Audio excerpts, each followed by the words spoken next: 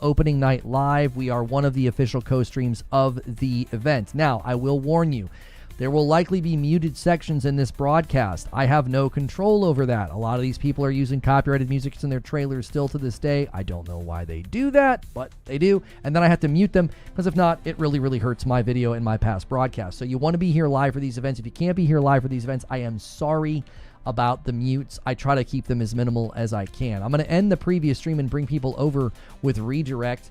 We had a great waiting room stream where we were just kind of hanging out and talking about the day and looking forward to all the various announcements. And we appreciate you guys so much supporting what we do.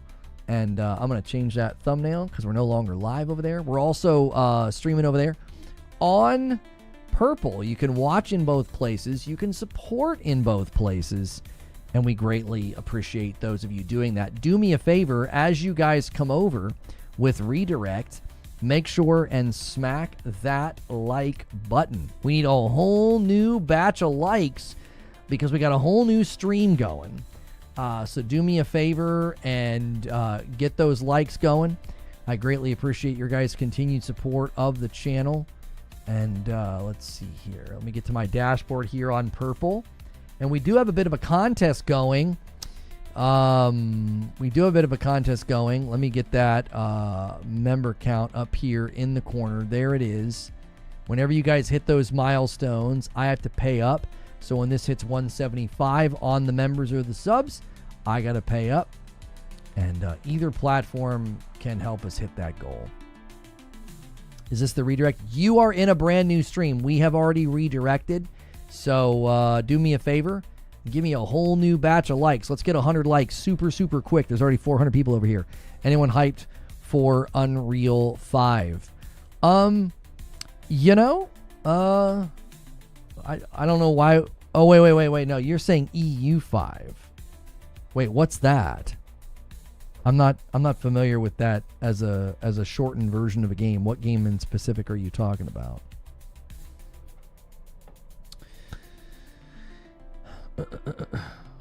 And if you guys enjoy these co-streams, again, I've said this a couple of times over the years or over the last couple of weeks. If I help you get through your work week, you can help me continue doing this with direct support of the channel. Click the join button and pick Member Plus, or you can sub on Purple. That is one of the best ways to support. I am not a very large channel. I do this full time because I'm basically supported by you guys. And 5 members are going to come in right now from Barrett's Chosen. Thank you so much. And I'm going to add that to the total. I appreciate it. Let me go ahead and add that. And that's going to take us to 162. If you guys get blessed by a gifted, be sure to say thank you. You could pay it forward. You could also upgrade and get out of the gifted pool for $6 a month. For the cost of a cup of coffee every month, you get into the green room, which is behind the scenes. You get into my Discord. You get into Friday night streams with Madam, and you get to support the channel directly. What is it? Europa Universalis? Yeah, I'm not familiar with that game. Sorry. And you guys can also... Oh, yeah. Never mind. Hit that like button. Oh, we're so close to the first 100 likes. Their pre-show is going to start in 1 minute. In 1 minute. Thank you guys so much for being here. What are the games you're looking forward to seeing the most? Put that in chat. You can put that in the chat. We're going to go full screen here. And we're going to get ready. I'm going to go ahead and switch to their music. Again, if there's muted parts in the broadcast later, I am sorry. I don't have any control over that. There we go.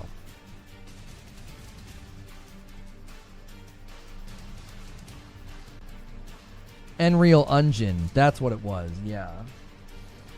Drop my like back to lurking. Thank you guys so much. We're super close to the first 100 likes. That helps this stream get found by more people. Brings more folks in. If you guys keep gifting, same thing. It works on Purple. It works here. It brings more people in. Yeah, Lords of the Fallen 2 is there. So, 18 plus disclaimer. All right. If you guys are underage, gotta leave. Hello and welcome to the Gamescom Opening Night Live 2025 pre-show. I'm Kyle Bossman. The main show, Opening Night Live. The one with Black Ops 7 and Resident Evil Requiem, hosted by Geoff Keighley. That's soon, but not yet. This is the waiting room. And the secret about the ONL pre-show is that it's good itself. We've got an absurd amount of trailers and reveals and premieres right here in the lead up. So let's not waste another microsecond. Here's a brand new game reveal.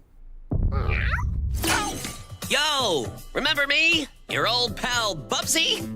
From all those classic games you loved. Was it something I said? What could possibly go wrong? Forget about that. Let's talk about the new one.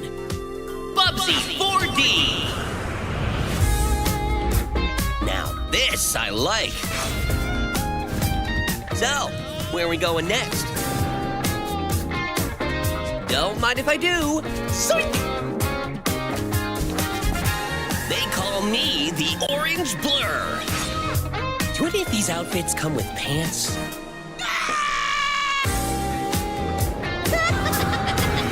You know I've only got one brain cell, right? And it's working overtime on this baby. Atari? I didn't even know they were still around. The first game I ever played on my PlayStation 29 years ago was Bubsy 3D.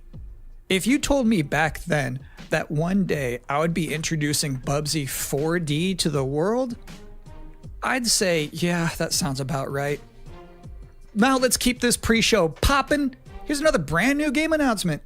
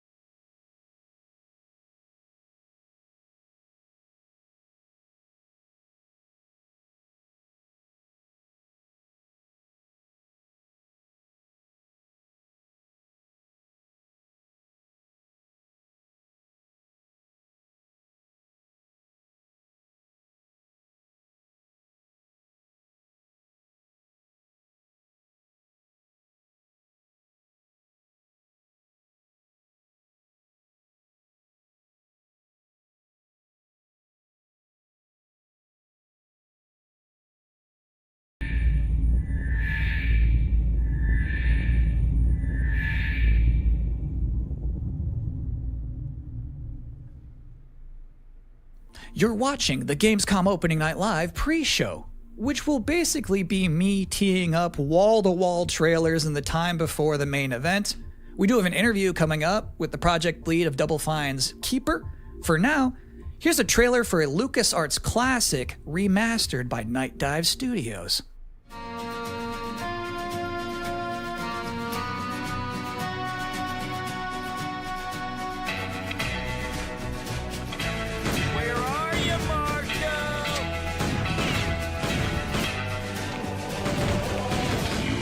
Dying kid, keep that feeling.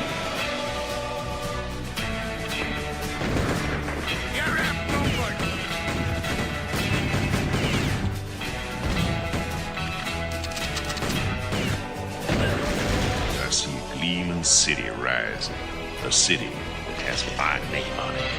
Thanks for 5 months, CL Horizon. Get what you want, mister. Once a lawman, always a lawman.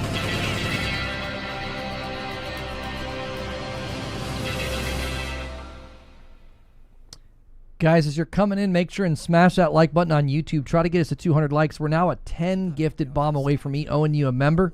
Anybody can steal it. Show is filled with exciting and really good trailers because it's my job. Normally you'd be right. However, sometimes a trailer is actually just unmistakably exciting and really good. Like this one.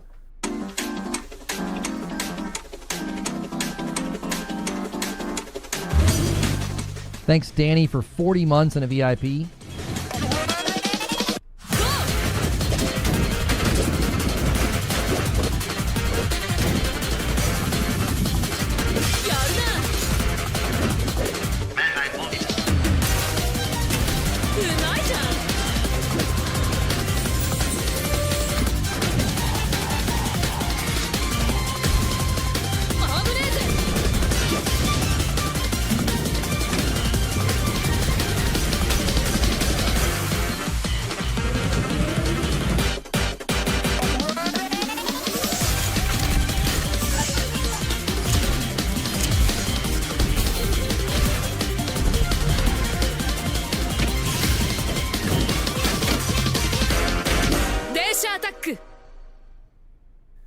In this year's Xbox Showcase, Double Fine announced their first new game since Psychonauts 2. It's called Keeper. And joining us tonight in a recently pre-recorded interview is the game's project lead, Lee Petty. Hi, everyone. Thanks for having me. I'm so excited to have you here. So you showed a first look at gameplay of Keeper. The game itself is about the lighthouse, but also the bird as well, right? This duo. And I'm curious about whether that was conceptualized first as like imagery, like it sounds like a cool idea, or if that was conceptualized first from like a gameplay standpoint. I always think about the total experience more than, say, mechanics and art and story. A lot of the game is about, this lighthouse waking up after eons of lying dormant and learning to walk. And the bird is part of that, right? So the bird and the lighthouse are perfect companions because they're different. At the same time, the bird is wary of dark spaces, and there's a malevolent presence around the island that the lighthouse can keep at bay. So together, those two set out on this tale, and their abilities complement each other, but also the bird becomes, I think, kind of the emotional heart of the game. You have an extensive background as an art director, right? I think that's apparent when anybody just looks at Keeper for the first time. So I'm curious about your inspirations. There's so many inspirations for Keeper, and one of the ones that really stuck out was the Dark Crystal. I saw it as a kid, and it was really inspiring to me because it felt like such a different take on a fantasy world that I hadn't seen before. And it was beautiful, but also a bit tragic. It was scary at times, but also really playful and fun. Do the bird and the lighthouse have names? Yeah, well, at least the bird does. And we call the bird Twig internally because she has a beak that is made of driftwood. But for now, the lighthouse is simply the lighthouse. It's just simply the lighthouse, yeah. Lee, thank you so much for joining us here in the pre-show. When will people be able to play Keeper? On October 17th this year, which is coming up really soon, and we can't wait for people to get in there and experience our strange, beautiful world for themselves. Thanks so much for joining us. Thank you. Well, that was a great interview. And if you thought this pre-show couldn't get any more masculine, buddy, watch this. At last, Castle Grayskull is mine! Not so fast, Skeletor. Whoa, what's happening? He-Man and the Masters of the Universe, Dragon Pearl of Destruction, coming soon to all platforms? Yes, it's He-Man and the Masters of the Universe, Dragon Pearl of Destruction. Intense beat-em-up action that puts the power in your hands. Grab a friend and fight for Eternia with 4 playable heroes, classic arcade controls. It's powered-up pixel perfection for your gaming console or personal computer. He-Man and the Masters of the Universe, Dragon Pearl of Destruction, coming soon. From Limited Run Games. Thanks for joining us here at the Opening Night Live pre-show. We're only about halfway through. It's a sufficiently chunked up show. And just to prove my point, here's a new trailer for Absolum. Oh, this game looks good.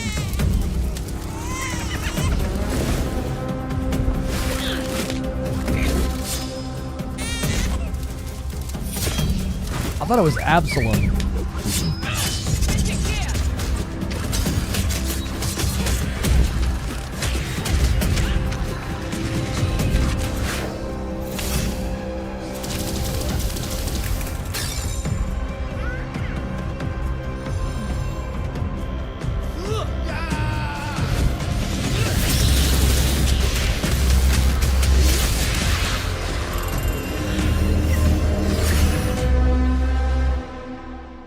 That game looks so good. October 9th. That's a release date reveal. And I think Frog Mage revealed too. That was cool. Now, if you'd like to take a break at this moment, maybe grab a water and some snacks, I really can't recommend it. Here's a brand new look at Long Gone. Yeah, Absalom has split screen co-op as well as online co-op. Guys, make sure you're smashing that like button on YouTube. It really helps. What did they do? Weld these things on?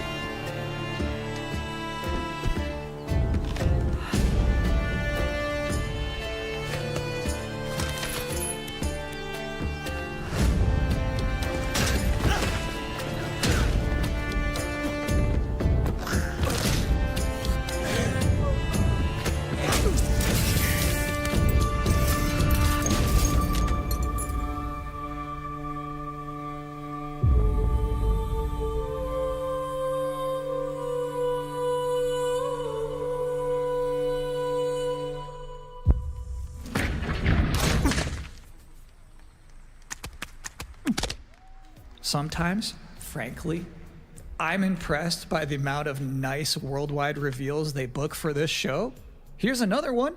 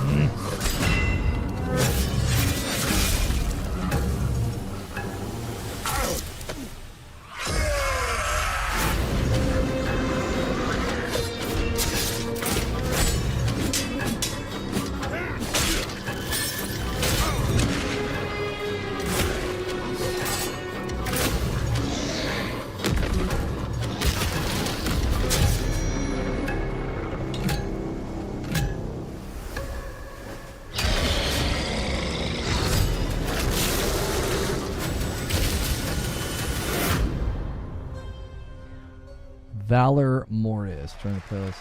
So it's my sworn duty Down as here- pre-show hang on. host to make people... Down here in the corner, it had PC, Xbox, and PlayStation 5. It looked great. I'm never a big fan of like first-person swordplay though. Just say, y'all excited and expect people to start clapping. You have to give them a reason to be excited. So, here they are, the top 10 reasons to be excited for Gamescom Opening Night Live 2025. Number 10, hearing people make noise when someone asks if they're excited. Number 9, a new trailer from The Outer Worlds 2. Number 8, the emotional adventure of seeing a new game for the first time and not knowing if it's free to play or not until the end of the trailer. It's anyone's guess these days. Number 7, Ninja Gaiden 4 is showing up, and every time there's an Azuna drop, someone in the audience always goes, yeah! Number 6, knowing there's no Silksong, understanding there's no Silksong, but still thinking, what if there's Silksong? Number 5, Ghost of Yote is in this? This PlayStation just had a 19-minute gameplay blowout. You have to wonder what they've been saving for Gamescom. Is that Wolf gonna do something crazy? Number 4, Silent Hill F going full freak mode.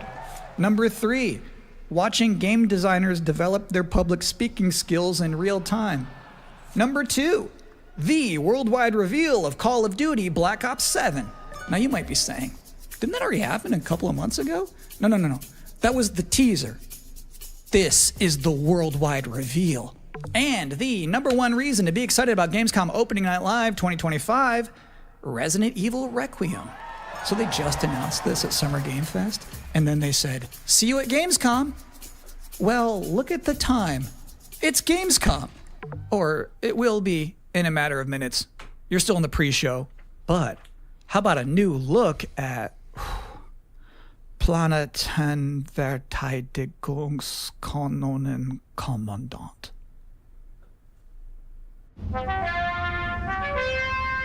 Good morning, Commander. The cooperative state has honored me with the supervision of your well-being. Get you back up to speed before our lives are on the line.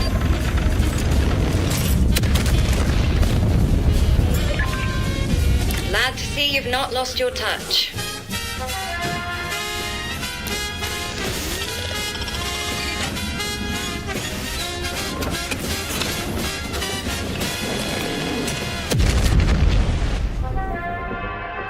Separatist vessels approach. They wish to eliminate this facility. Destroy them before they do.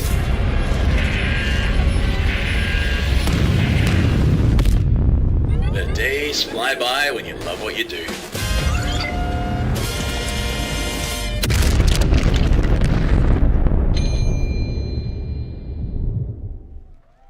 Welcome again to the Gamescom Opening Night Live pre-show. If you're just joining us, there's still plenty of time to enjoy some bonus video game trailers before the big show begins. Here's a freaky one.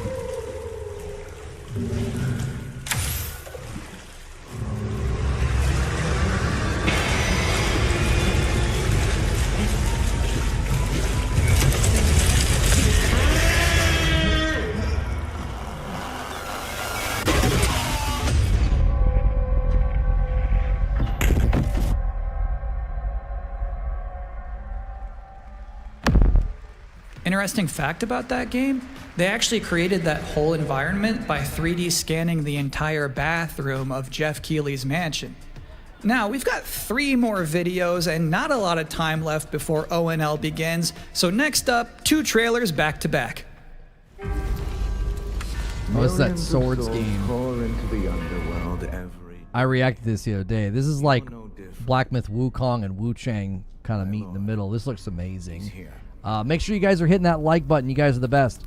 I bid you walk the mortal world once more.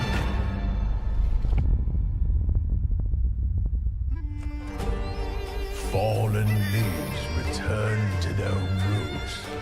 You shall gather the souls that stray. I've watched over this city for ages. And every name in your scroll of death. Not one of them dies quietly. You, a soulless husk. You can judge my fate. Why wrestle rogues when their artifacts can do what brute strength cannot?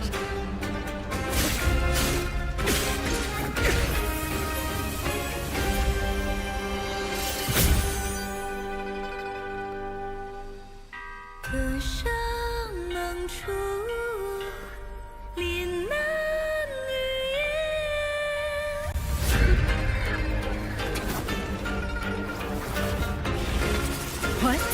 The soulless husk?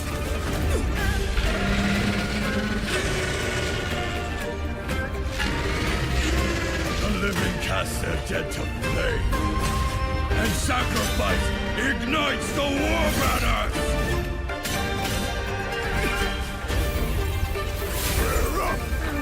Here we go again.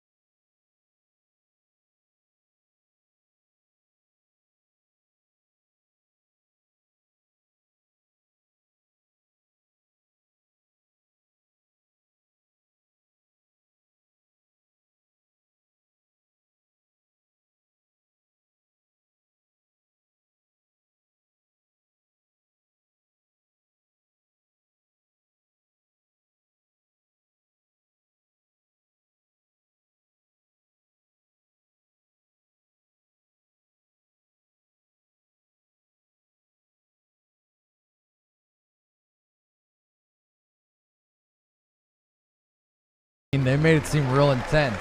I'll give you a moment to catch your breath after that. But to be honest with you, that was not the last King of the Road you're going to see in this pre-show. I've got one more trailer for you, a brand new reveal for Sonic Racing Crossworlds.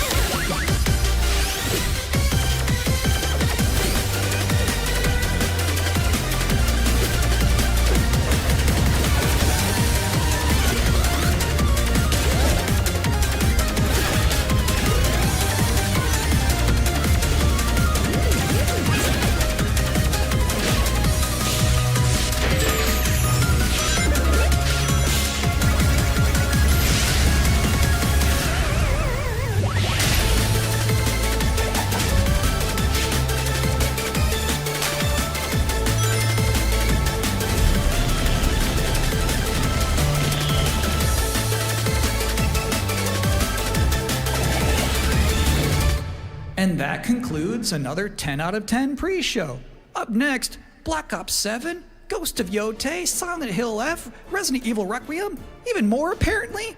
It is time for Gamescom Opening Night Live 2025. Thanks for watching. Guys, thanks so much for being here. We are one of the official co-streams of the event, so be sure to smash that like button. Try to get us to 200 likes before the event starts. You can keep gifting and resubbing and help us hit the milestone that we're trying to hit, and then I will owe you guys some members at 175. We're 9 away. Here we go.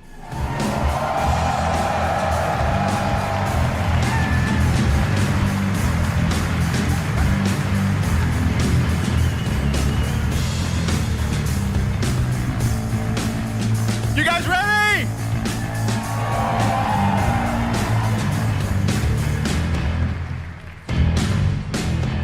Guten Abend! Welcome to Gamescom!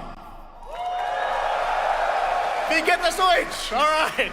This is Opening Night Live. Hello, everybody, and this is the kickoff to the biggest games festival in the world right here in Cologne, Germany. We've got over 5,000 fans in the hall here at Cologne Messe tonight. Welcome, everybody.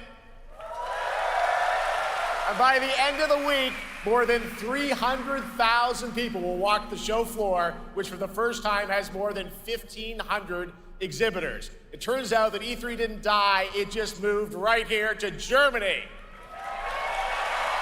And of course, there are millions more watching live around the world. No matter where you are, we're all connected tonight as one global community to celebrate the art, creativity, and joy of games, from the boldest indies to the biggest blockbusters. Today, the game industry has never been more dynamic. Clever ideas from small teams are breaking through in huge ways.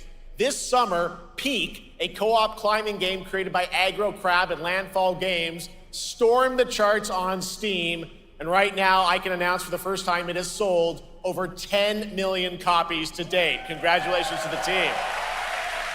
And there's also other fun ones, like you guys have probably played Date Everything, a wild dating sim where you can romance a treadmill or a curtain. It's on Steam right now, check it out. It's sold an estimated 500,000 copies. And all these successes prove something important. Small teams with big ideas can change the industry. And that brings us to one game made by a handful of developers in Australia. For 6 years, Team Cherry has been crafting Hollow Knight Silksong. It is highly anticipated and Steam's most wish-listed game. Well, tonight, I can finally definitively tell you that Silksong is 100% actually launching this year. And behind me, you're seeing some brand new Silksong gameplay, the first extended look since the last trailer in 2022. And starting tomorrow, you guys here at Gamescom can play a demo at the Nintendo and Xbox booths. There you go, Silksong is real.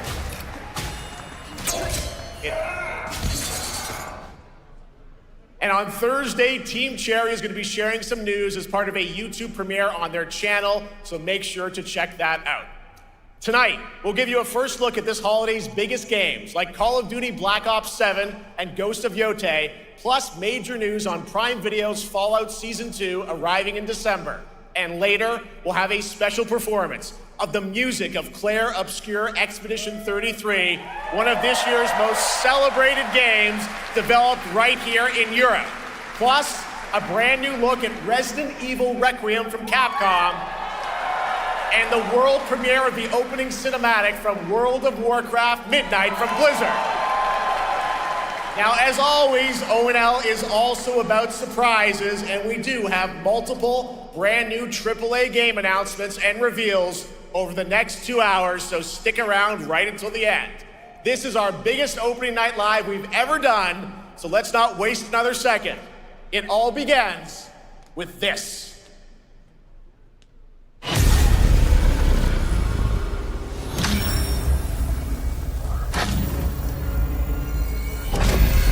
Black Ops. It brings me such satisfaction to see you here. A witness to my work.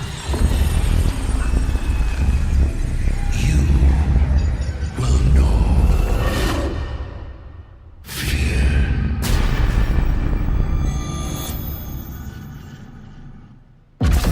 They want you afraid. Fear makes you easier to control. It's time to wake up. Your streets shall once again run red with your blood. Raul Menendez ignited global unrest on an unprecedented scale. Menendez is a terrorist. We're bringing peace and security to the world. He refuses to let me go. Stop looking backwards, David. What matters is what we do next. A lot of people counting on us for answers.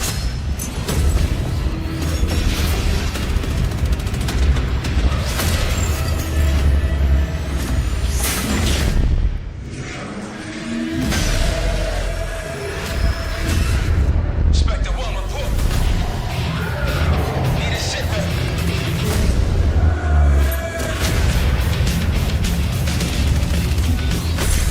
This isn't real. The hell it ain't!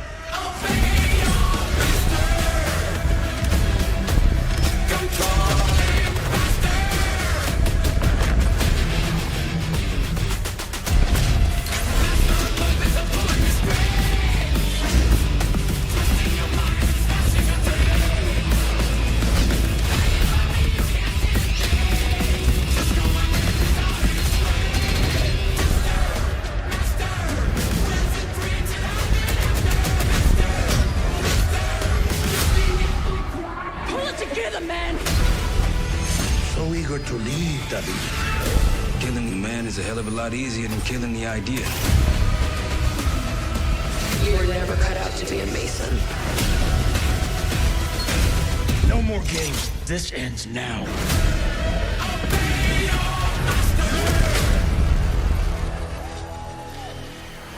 Get the Reznov Challenge Pack when you pre-order now.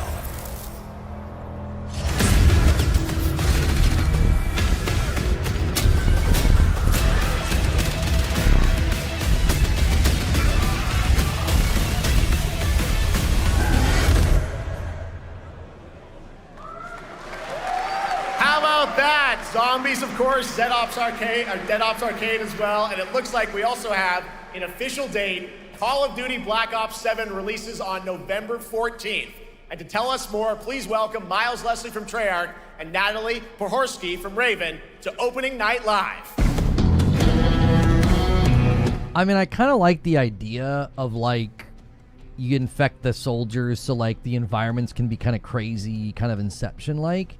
But I don't know, you can kind of lose your identity in it. It's like, well, what exactly is the game going to feel like if every environment is just wild? The top-down zombies looked interesting, too. Welcome, Miles and Natalie to Opening Night Live. Thanks for having us. We're very excited to finally talk about this game. Yeah, excited. Let's get into it. All right, well, that trailer was obviously intense. Black Ops is back. Twisted world of Black Ops as always, and it looks like you're definitely pushing the envelope again. Absolutely, Jeff. It's been a long road, and we're thrilled to finally be sharing what we've been building. Black Ops 7's got a bold vision of the future. We're diving into 2035, and it's a future that feels real, just out of reach, but it's twisted in only the ways Black Ops could. And, you come to expect what you got there. It's a world of fear. The shadows are gone. Nothing is what it seems. Yeah, 2035 setting. So the question is, we're wondering, how does this all fit into the Black Ops timeline? Yeah, so we're pulling threads from Black Ops 2 and Black Ops 6, but don't worry, don't get it twisted. This is a beast of its own, Black Ops 7. We're stepping into a world spiraling from the return of Raul Menendez and the consequences of the past. All right, well, I'm curious who the protagonist is, so you can tell us who's stepping into the light in this game. Yeah, David Mason returns, but he is not the same. He's carrying deep scars. Some you can see, some you can't. And he's got a new team with him, and every mission, every move is a test. Now, what makes the story stand apart? Yeah. We're also introducing the Guild. Yes. Important to mention, a global tech force that claims to be humanity's last line of defense against this mysterious threat. And their CEO, Emma Kagan, is a visionary leader with a clear mission, but how she chooses to confront this crisis is often at odds with David and his team. So it's not a battle of good versus evil, it's a clash of philosophies. What kind of future are we building, and who gets to decide? All right, so some deep thoughts there. So yeah, tell us about, how does this story stand apart this time? It's the characters. Okay. So the story is about identity, memory, and consequence. And we've crafted this cast like pieces of a puzzle. So each one has a reason to be there, and each one brings something unique to the table. And we've also got our central city of Avalon, which is more than just a backdrop. It's a living, breathing space that evolves with the player. And it's also where our story roots take hold. All right, well, one thing we want to talk about is gameplay, and I understand you're doing a co-op campaign for this one? That's right. From the start, we wanted to make a bold change with the campaign. Black Ops 7 can be played solo or up to 4 players. It's a shared experience, and every mission has been handcrafted for variety. Tone, pacing, gameplay location. You're going to be running on the rooftops of Japan, exploring the Mediterranean coast, and then diving deep into the human psyche. All of it has been crafted to really add clues to the story and offer their own gameplay focus. Wow, so wild story, co-op campaign, you are definitely pushing boundaries this time. Yes, we are. Black Ops 7 is all about innovation across the entire game, and not just in gameplay, but in how we tell stories, how we connect players, and how we build worlds. And this is just the beginning. I don't know who's in charge of production, but man, they're zooming way too far in. Like, frame them a little nicer. For now, we hope you guys are excited to step into something new and experience something truly unforgettable. Amazing. All right, Call of Duty Black Ops 7, thanks so much, guys. And now, here's a behind-the-scenes look from the rest of the Call of Duty development team. Thanks, guys. Black Ops 7 brings an all-new way to play the Call of Duty campaign. This time, you're not going in alone. You have the option this year to play solo or up to a 4-player co-op start to finish. You can bring your friends, you can make some new ones, and there's a whole bunch of adventure even after the story. For solo players, we really make sure that they can engage in the campaign the way they want to and feel like they're truly playing a Black Ops story. What's going to be fun is having each player in your squad gravitate towards their own play style and then really playing it off of each other. We've crafted this as an inherently social mode that features the amazing linear Call of Duty missions that our community loves. Mission variety is at the core of the Black Ops 7 campaign. The pacing shifts between high-intensity combat, stealth-driven objectives, and deeply psychological sequences that challenge your perception of reality. Avalon serves as the narrative's anchor throughout, but the campaign stretches far beyond its borders, both geographically and thematically. It's dynamic and full of opportunities to explore, experiment, and experience the story in new ways. And in the culmination of the co-op campaign, we're unleashing something bold, the end game. It's a proving ground to put everything you've mastered throughout the campaign to the test. The end game is a brand new PvE social experience where you and your squad will need to survive overwhelming odds, adapt under pressure, and break the rules of what you thought a campaign could be. Each run is a new step in your power journey as you wield personalized abilities and face unexpected challenges. And here, all of Avalon opens up.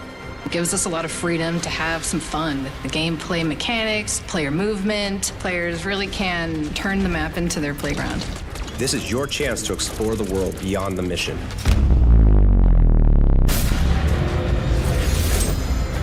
That's just a quick look at what's to come with the campaign. Every mode of this game is built with the intention to deliver the best possible experience to our players. So whether you're a Call of Duty veteran or new blood, there's something for you in Black Ops 7.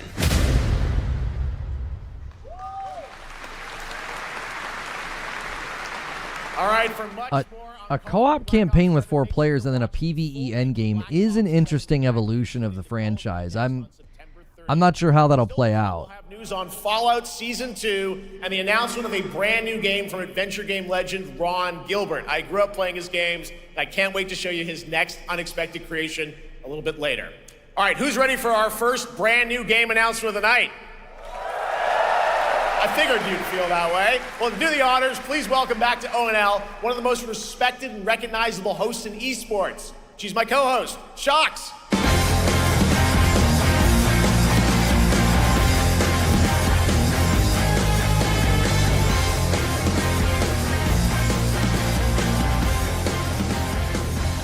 Hi everyone, thank you so much, Jeff. It is so great to be back here at Gamescom and ONL.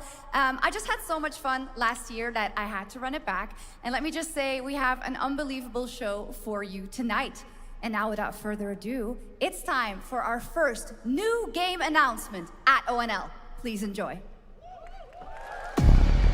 Our gods have forsaken us for fear of the coming darkness. Lords of the Fallen 2. All but you, lamp bearer. Something stirs within you. Something ancient, powerful, hungry. So I ask you,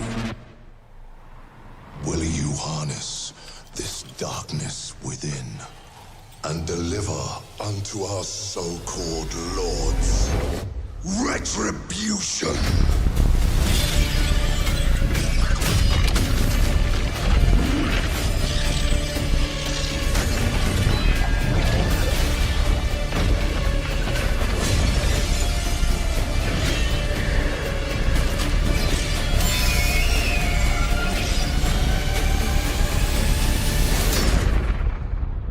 But should you fall, the world falls with you.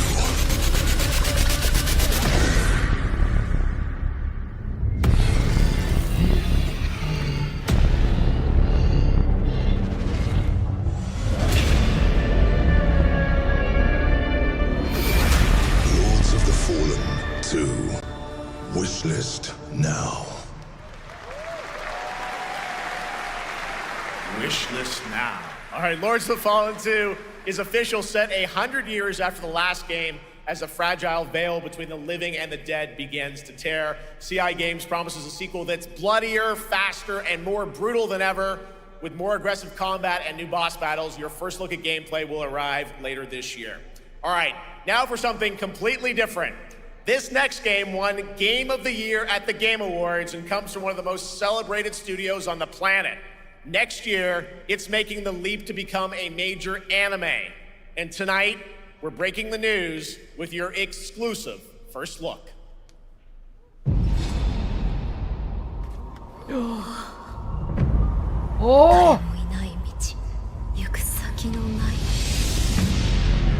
久しいな。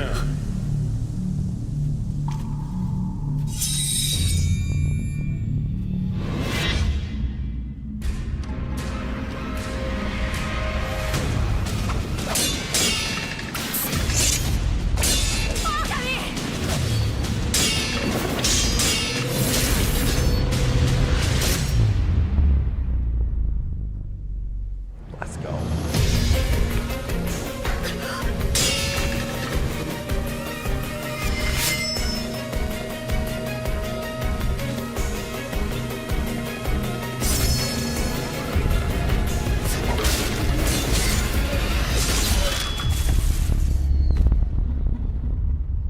Yes!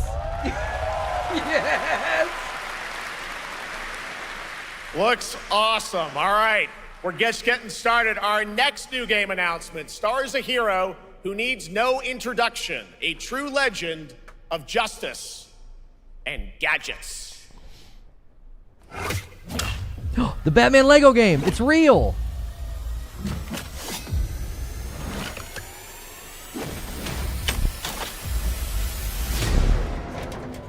Oh, please let this be like Skywalker Saga. Like really big and expansive.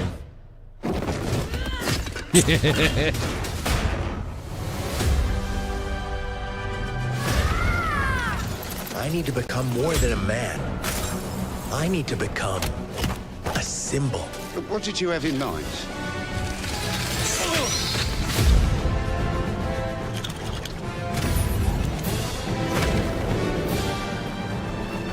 Yes, look at it.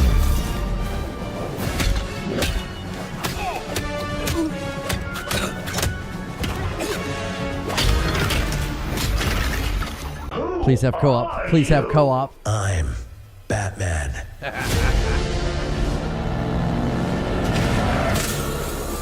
Why so serious? You want to get nuts? Let's get nuts. I'm allergic to nuts. Who's the man behind the mask?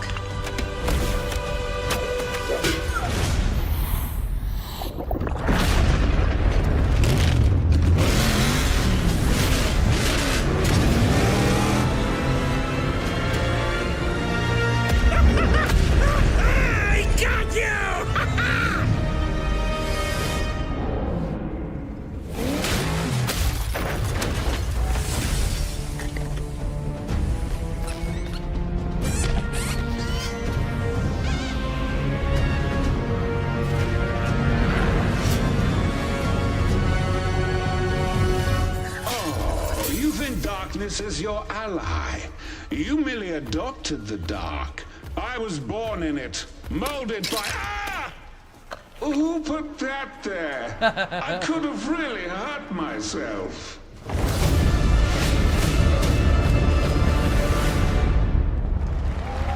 I love it. I love it. It looks so good. I like how they're referencing all the movies. I love it. It The looks Bat is so back. good. Please welcome the head of Lego Batman development team, Jonathan Smith. Like the lighting and stuff when he was like swooping through the city. I'm like, dude, let me play this. It looks so good. If this is anything like Skywalker Saga, I'm pumped. I really hope it's got co-op because Lego games are best played with somebody else. Huge success with Lego Star Wars. You guys are returning to Lego Batman? We are so thrilled to reveal this game tonight for the first time to you all and to the world. Yep. And that's not all. At Gamescom, you will be able to play Lego Batman Legacy of the Dark Knight. Wow.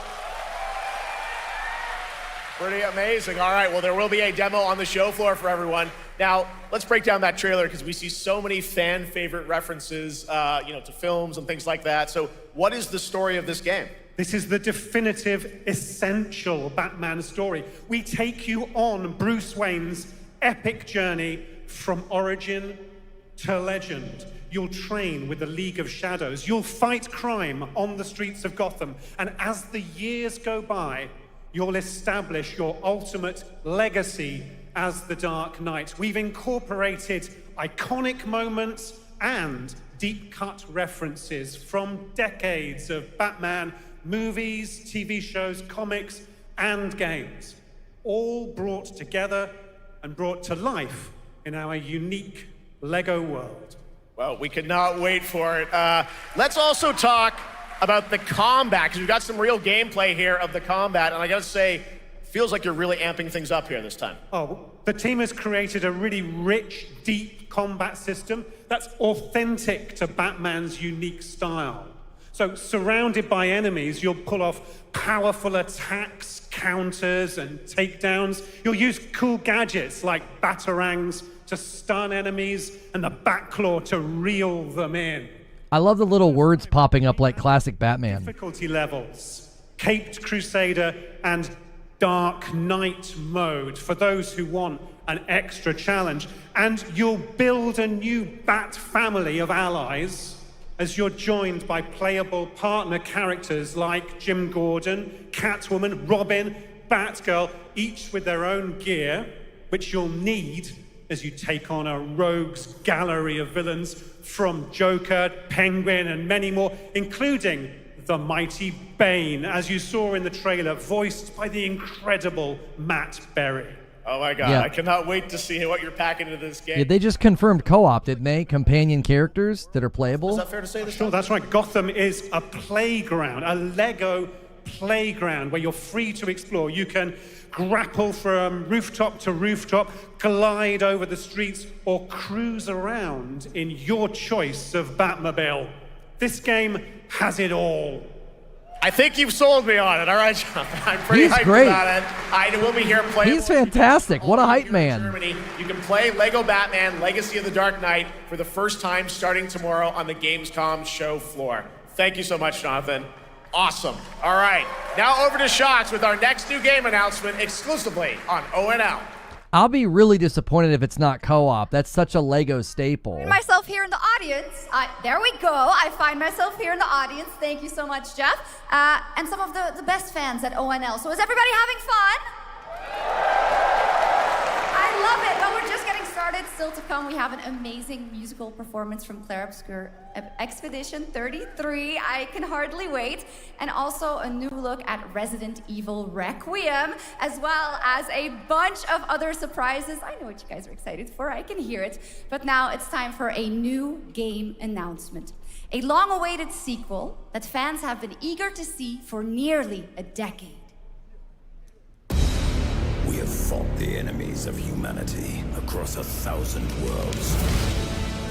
No respite, no remorse, no mercy.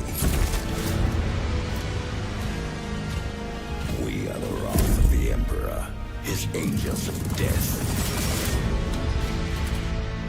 But the Imperium lies broken, its armies scattered and reeling.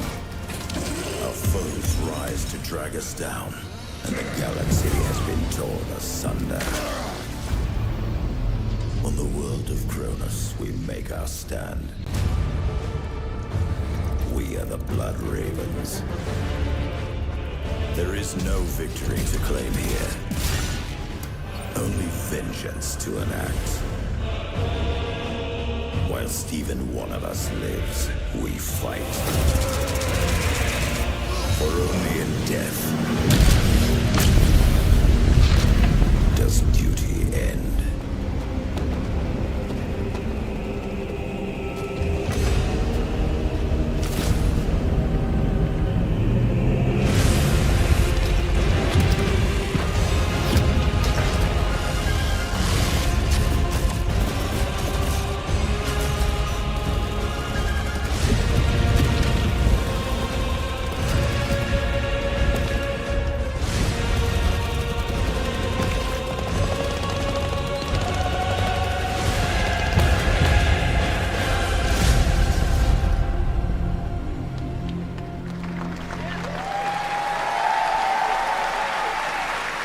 Centuries after the last great conflict, the battle for Kronos begins again in Dawn of War 4 with 4 playable factions and over 70 missions. Dawn of War 4 is coming in 2026 to PC. All right, now it's time for an unexpected update from the Monster Hunter Wilds team about a very special crossover event.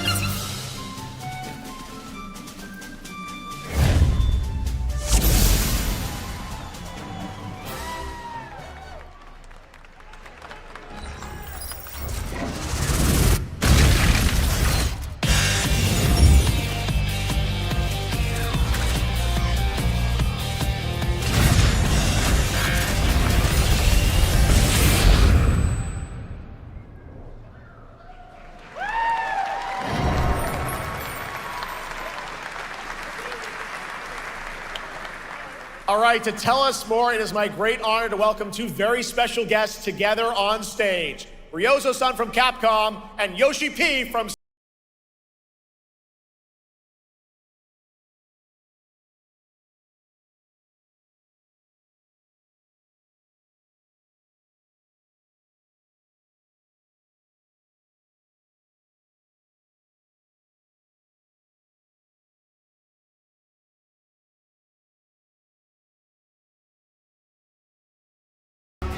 Well, guys, it's great to have you both together here at Gamescom. Ryozo-san, what can you tell us about this collaboration? Hey, thank you, Jeff. ドイツの皆さん、配信をご覧の皆さん、こんにちは。今日ですね、この、ファイナルファンタジー14との、特別なコラボレーションを発表できたことを本当に嬉しく思っています。Thank you, Jeff. Good evening to everyone at Gamescom and all the friends watching online. Today, we're very excited to announce a special collaboration with Final Fantasy XIV. ですね、モンスターハンターワールドの時にもコラボさせてもらったんですけど、その時もですね、吉田さんとまたちょっと機会あったらどっかでやれたらいいですねみたいな話をしてたんですけど、今回それが実現しました。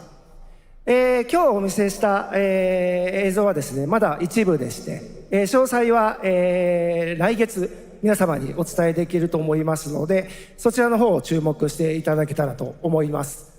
あとですね、今回もですね、吉田さんと、スクエアエニックスのスタッフの皆さん、本当に全面協力していただいたことをですね、感謝してます。吉田さん、ありがとうございます。はい。で、ここからですね、ぜひ吉田さんにバトンタッチして、感想をいただけたらと思っております。After our collaboration in Monster Hunter World, I remember talking to Yoshida-san and discussing how much we wanted to do it again, and now we're very thrilled to make it happen. What we showed you is just a little glimpse of what's to come, so please look out for more information that's coming next month. But of course, Yoshida-san and the Square Enix team have been working just as hard with us on this special collaboration. So I'd like to not only thank him, but turn it over to him to share some thoughts. Guten Tag, Gamescom! まずはこのような素敵な場所に招いていただいたジェフさん、それから我々にね、いつも本当にたくさんのインスピレーションをくれる良三さん、それからカプコンの開発チーム、そして何よりゲームファンの皆さん、本当にありがとうございます。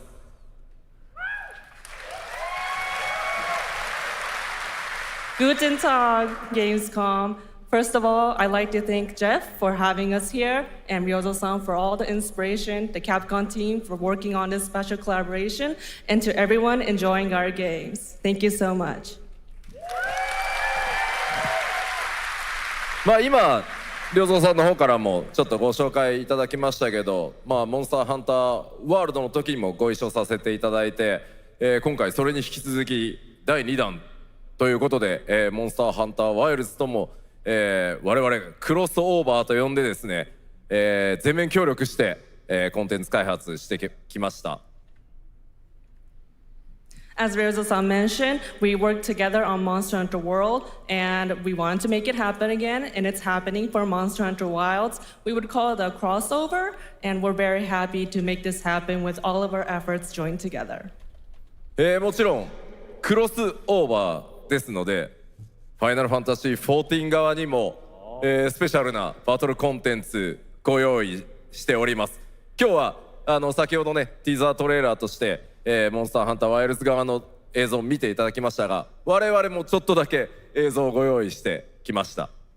Since this is a crossover collaboration, not only Monster Hunter Wilds, but Final Fantasy XIV would also be having a special collaboration content inside it.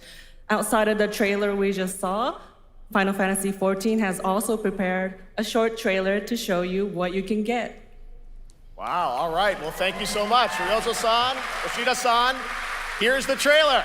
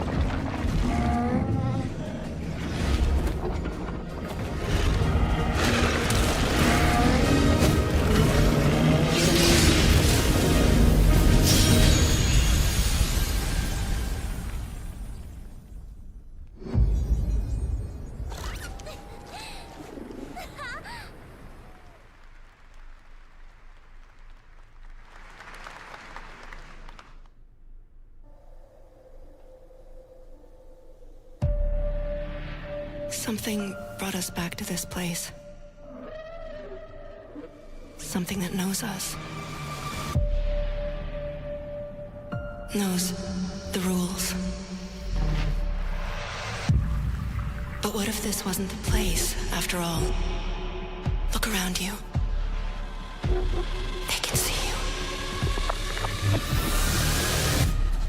Do you believe this is real? This isn't a game.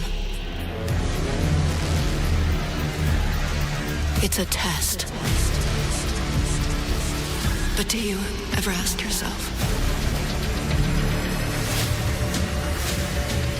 what are we here for?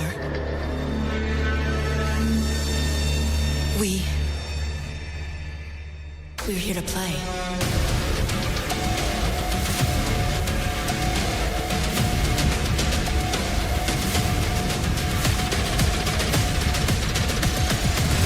Are you ready to play?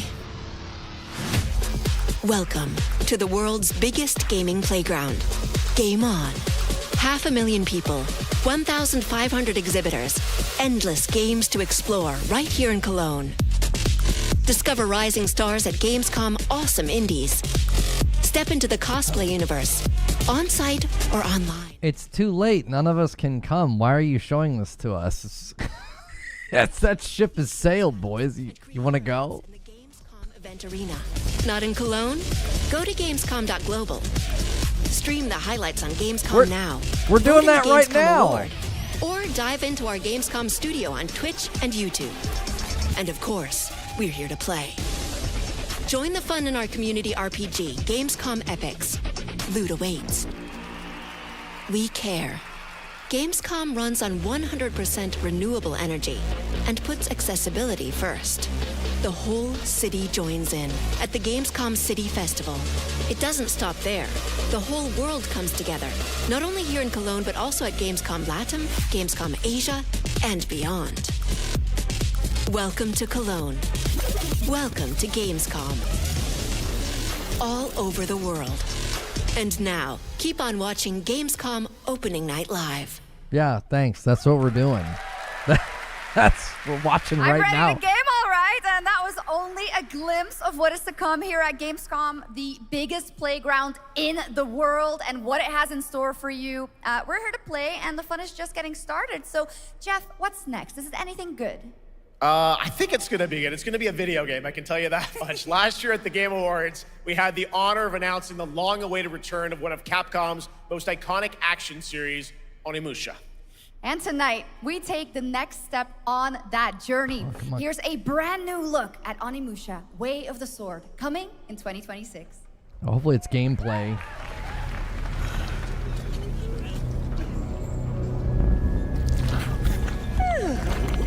Where are my manners? Hello there, fallen samurai. To think something like this was right under the city.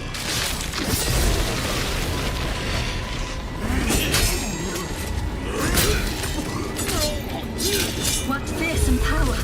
Be careful! Oh, righteous! And after everything you and your awful kind put him through, too. Were you feeling left out? Here, let me show you something to cheer you up.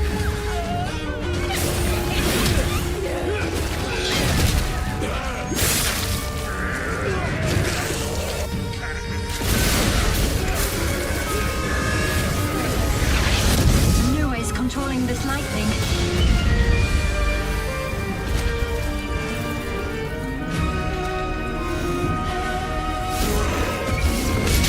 I don't have time for these stupid games!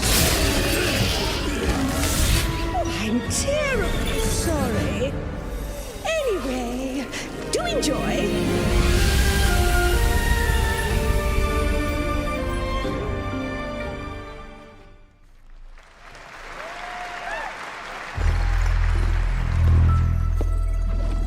Automated industry complex will be the link, connecting and uniting every fragment of this shattered world. This is the driving force that will keep us going. Continuous improvement is essential for keeping pace with advancements in technology.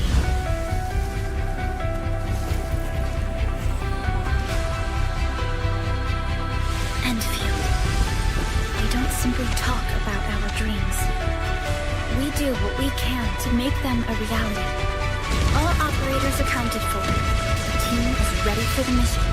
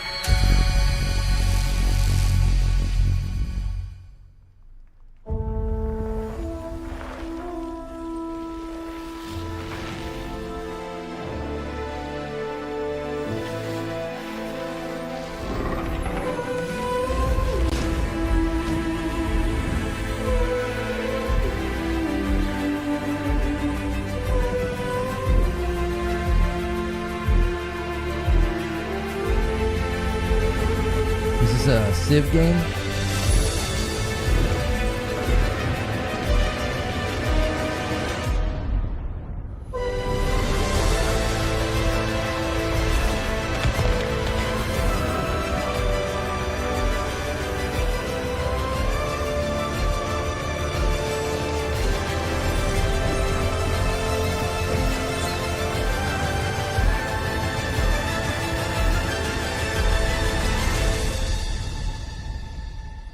Oh, that's the EU5 game somebody wanted to see. One other matter. The Alpha. She was found. This will truly be the birth of a new world. A world where we are the one and only human race! I'm afraid your friends came far too late. I see the years haven't been kind. I know about the Alpha. Why is she here?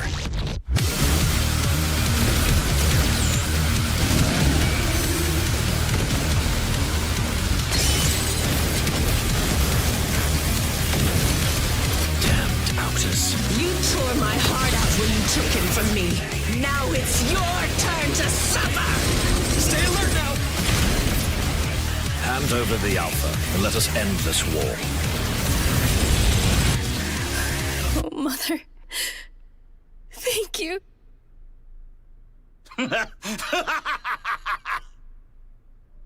Your sole directive is to now serve and comply. Yes. Do you comply? This looks so good. This is in early This is Void Breaker. This is in early access today on Steam. A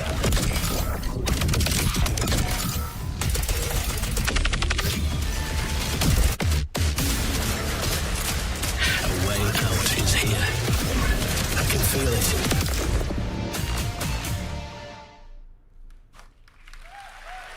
You guys having fun so far? We got a lot of shows still coming your way. All right, now it is time to head back into the wasteland.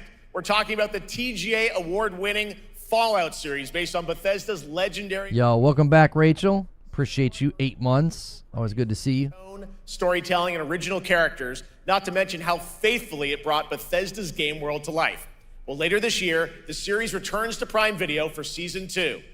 To tell us more, please welcome to ONL some very special guests. Series executive producer Jonathan Nolan, executive producer Geneva Robertson-Dorrit, and stars Ella Purnell and Aaron Moten.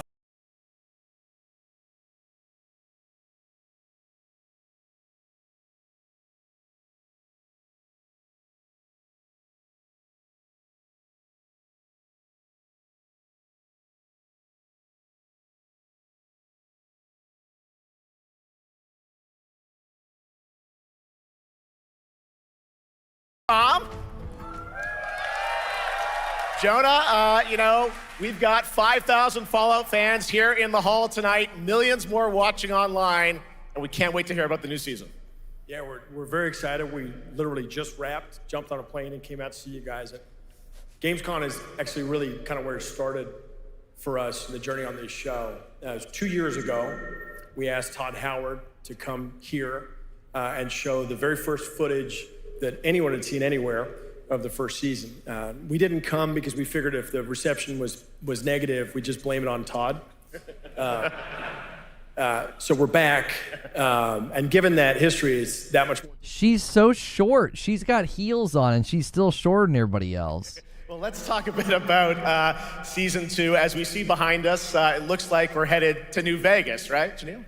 Yes, Lucy and the Ghoul ended last season dealing with a lot of family troubles. So we thought it would only be right to send them to the most family-friendly town in the Wasteland to go deal with their shit.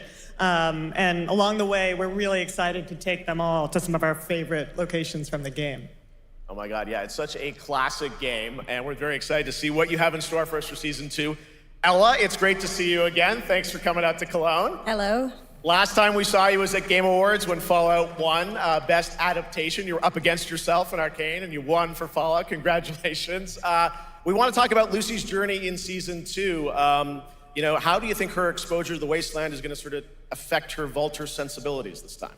Yes, the question is, what is she gonna do when she finds her dad? Is she gonna bring him back to her vault and give him justice, or is she gonna give him Wasteland justice, which is the Ghoul's justice? I think a central question of the season is whether Lucy will transform the Ghoul or whether the Ghoul will transform Lucy, and how much they will influence each other. Okay, I like it. Aaron, let's talk a bit about... Man, you would not know that that's like her normal voice when you watch the show. Yo, thanks for 44 months, Colin. 44 months. Don't forget the likes, guys. Hit the likes. Let's send the stream into the atmosphere or stratosphere. Thank you, Colin. So deep. Yes. So Tell deep, us Jeff. Yeah, when we first met Maximus, all he wanted was to be a knight. And now, in very Fallout fashion, it's a little bit of a careful what you wish for moment. So here he is now with this newfound status, trying to make the world a better place in extremely, or I guess deeply, flawed society. Yes. Yeah. All Welcome right, back, we cannot Cisco. wait to see what you guys have. Welcome back, Cisco. Thanks for 34 Let's months. talk a bit about Ghoul. Can we expect more sort of Cooper Howard flashbacks as well in season 2? Yes, absolutely. Cooper Howard and the Ghoul, played by the amazing Walton Goggins, definitely coming back. We have so much more to do. Obviously, we ended the last season with Cooper Howard dealing with, I think, a very common marriage problem. What do you do when you find out your spouse is planning nuclear war? And so he's going to figure that out. And as he does, he's going to uncover a greater conspiracy with huge implications for the Wasteland. All right, well, we'll look forward to seeing how that unravels. Now, season 1, of course, was known for amazing original characters that you guys built in the Fallout world. We thought that was so cool. But now that you're diving a little more directly into New Vegas, I think the fans here want to know, are we going to see any more direct ties to the video game and characters' locations in this season? Well, we're super proud of the original story that Geneva and Graham are telling. But there was one character in particular from New Vegas that I was really excited at the possibility of seeing a little bit more from. We're writers, we're no good at describing this stuff. Maybe we should, pictures worth 1,000 words? Oh. I think so. Okay, all right. Well, it sounds like then we might get to hear a little bit more, see a little of season 2. Is that possible tonight?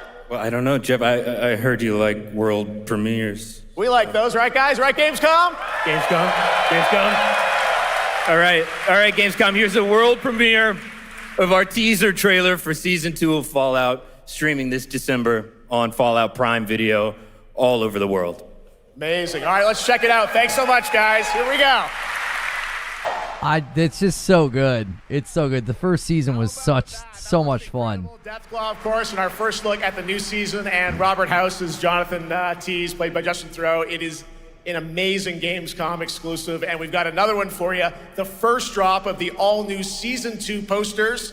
We cannot wait to see what Lucy, Maximus, and the Ghoul have in store for us when Fallout Season 2 begins December 17th, with new episodes premiering weekly on Prime Video. All right, now back to you, Sjokz. Thank you so much. That looks so awesome. I can't wait. But last year, Indiana Jones and the Great Circle was acclaimed for its incredible gameplay and story. And next month, the adventure continues with The Order of Giants, a story expansion with new puzzles and foes. Here is your first look at the gameplay and a special announcement.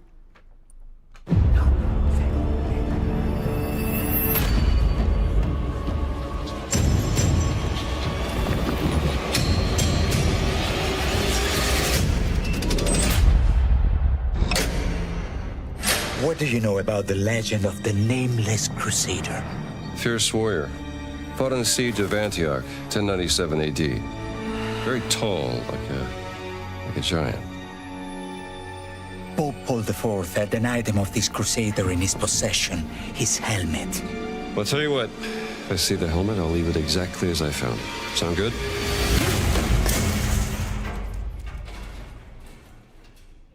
Oops.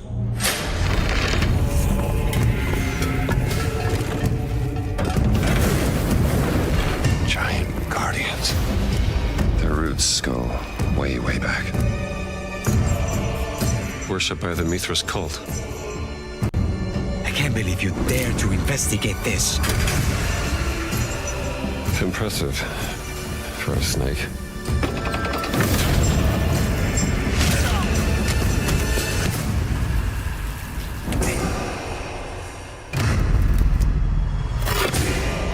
It says Semper Vivus.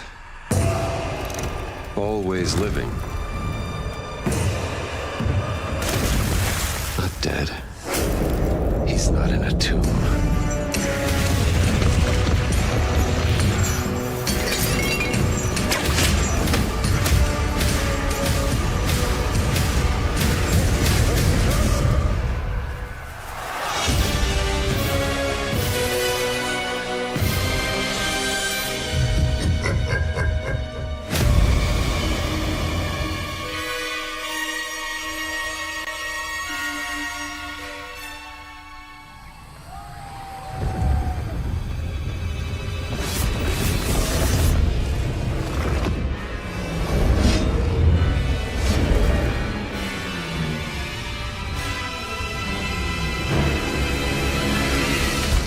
Coming to Switch 2. Oh, I got it. I nailed it.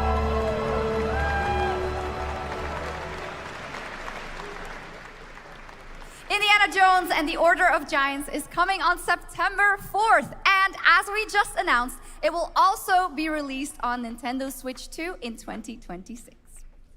Yeah, you can clap, of course. Now, let's step into the world of Deadpool. First announced at Summer Game Fest, here is the latest trailer for Deadpool VR, which reveals more of the villains and the release date. My massive, galaxy-spanning streaming network is expanding. Nice imagery. To score eyeballs, I need talent. Now that is efficient exposition. The biggest, baddest bastards recruited across time and space. They require persuasion. Look who it is. Spyro Gyro, a deluxe portal for 2, if you please. Adoring fans will be watching your every move. Fighting on a reality show to the cheers of trillions. Minimum effort. I have little tolerance for low ratings. Oh, shit. OMG. I mean, for a VR game, it looks fun. It's just disappointing that we get a Deadpool game. Yeah, that's and right. it's Mojo is in Deadpool VR 2, voiced by John Leguizamo. Now, on to this next world premiere.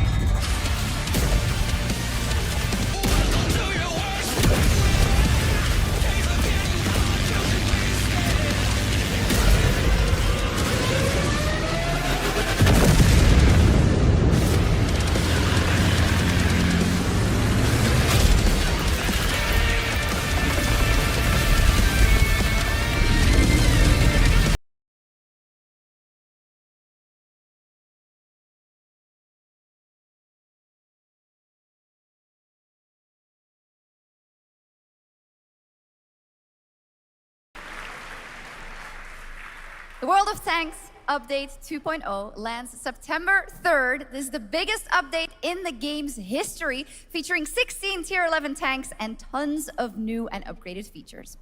Absolutely. All right, next. Saber and Focus delivered Space Marine 2, one of the most fun action games of the generation.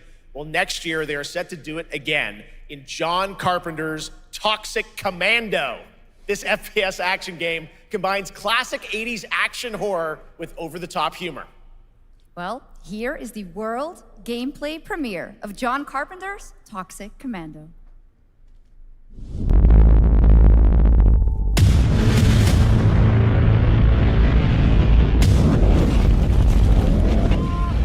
Next step, improvise.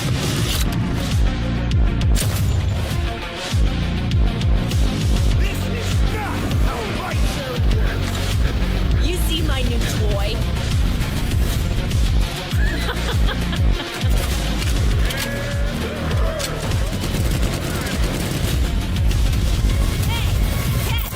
Liar, liar! Zombie on fire! Best power ever! Oopsie! They're wrecking our ride! Could use some help now. I need some first. Can you all please cover me? Whatever works.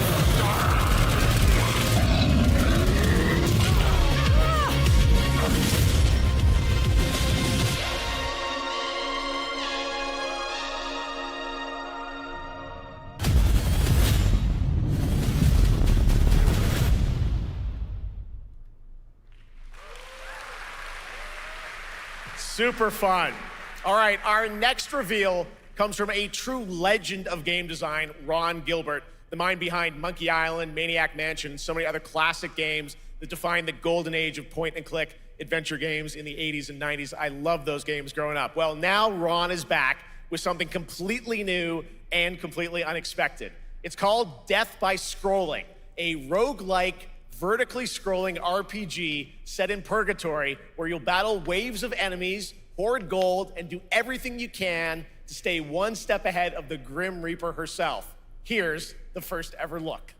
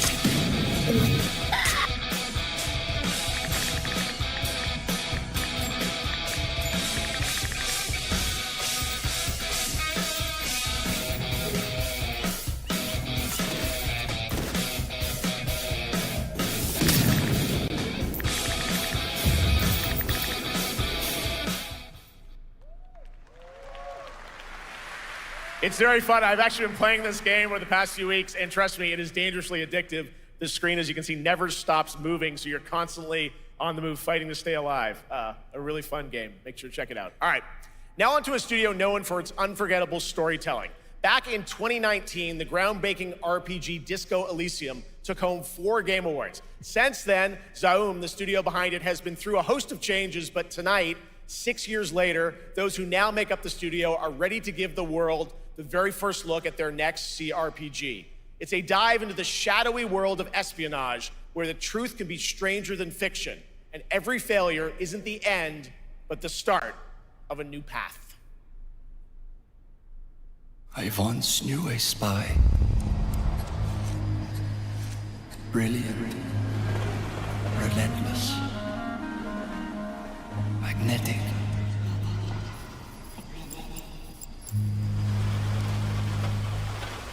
Her name was Herschel. Dark gold hair, a well-worn life beneath. A dandelion puff, waiting to be blown. She tried to look out for me. For us. None of it mattered in the end. Everything she touched rippled into failure.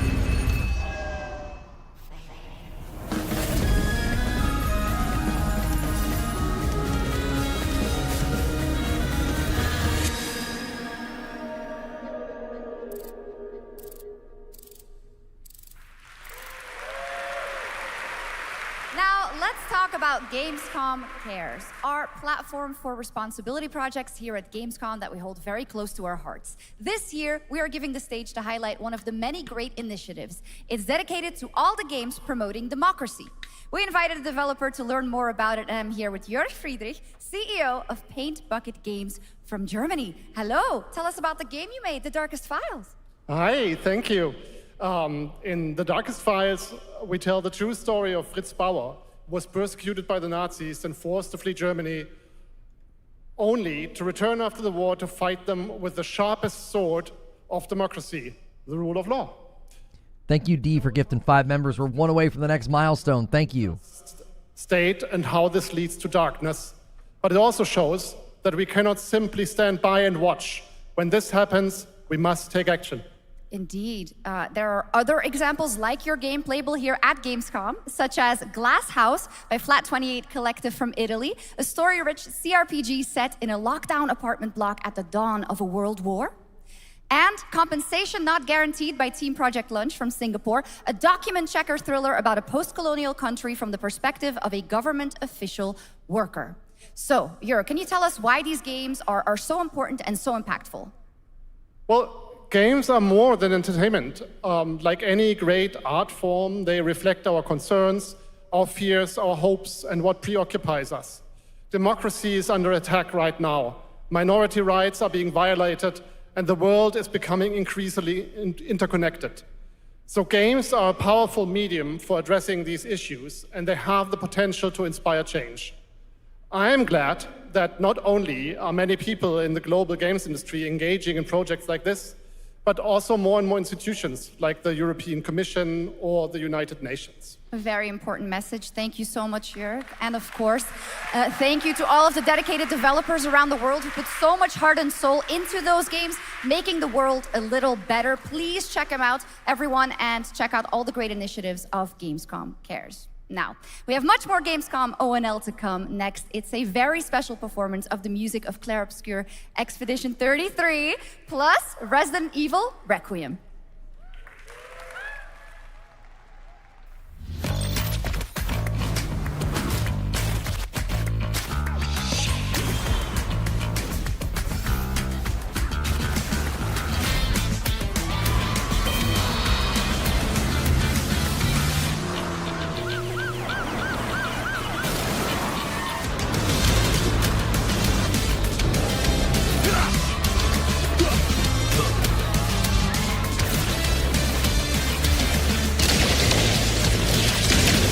Hey, Amish Milkman just secured it for Twitch. It just sat there, one away from 175. Thank you for 32 months, brother.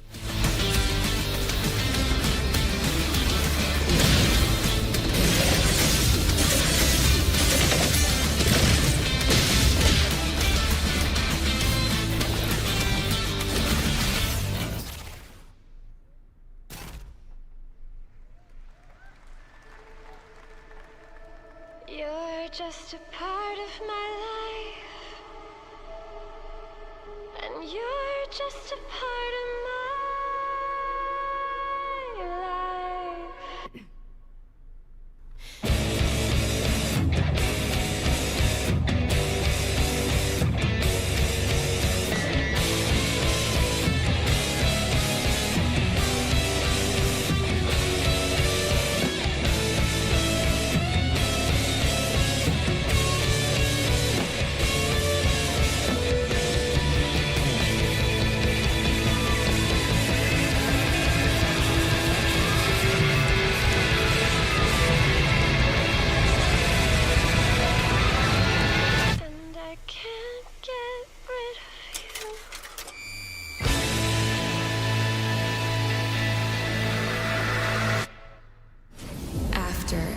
ageless slumber. The primal flow awakens once more.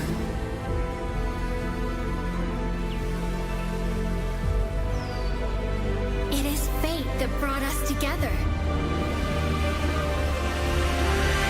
Shisha. Such a pathetic place. Who is this guy?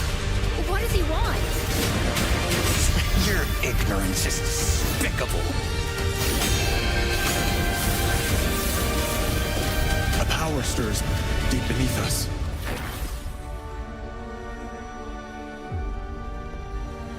Whatever's lurking, it's behind this gate.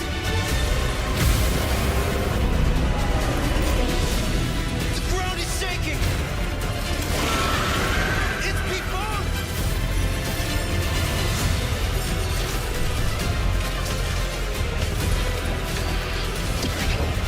We have to take it down! How long have they been trapped in here? Be it destiny or chaos, I shall break the cycle! Time for the final reckoning.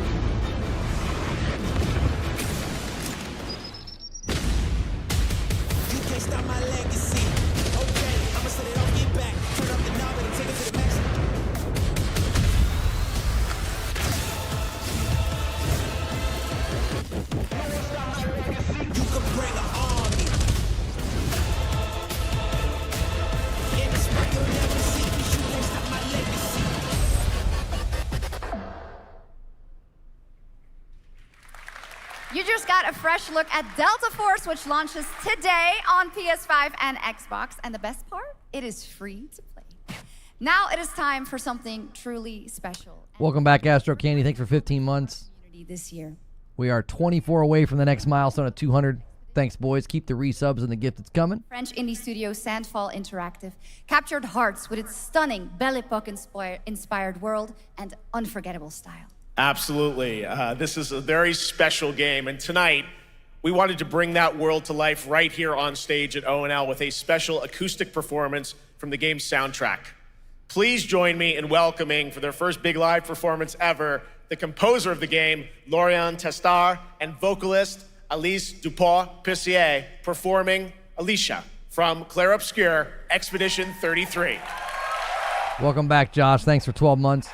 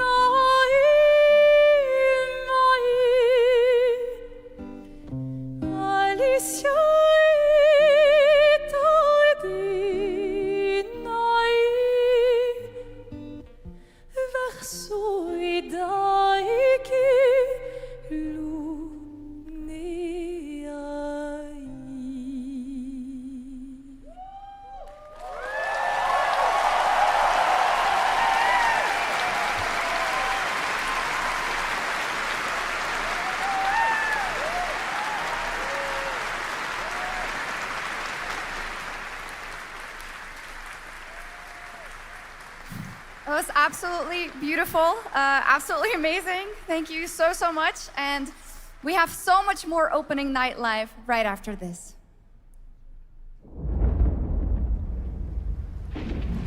Since ancient times, the Hayabusa and Raven ninja clans have fought to keep peace, with the Hayabusa clan in the spotlight. But your clan, the Raven clan, has always had a secret motive.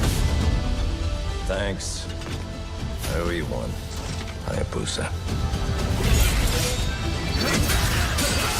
Expect heavy resistance from the DDO. We're all counting on you, Yakumo.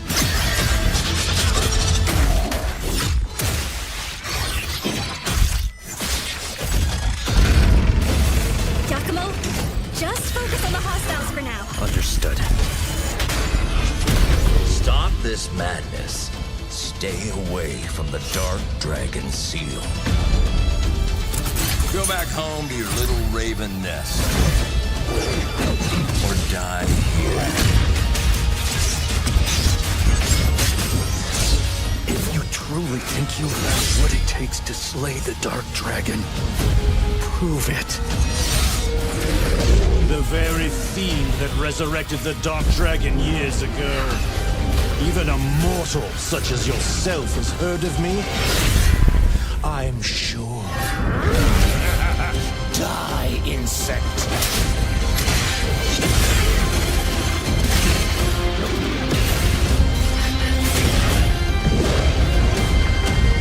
Please, don't kill him.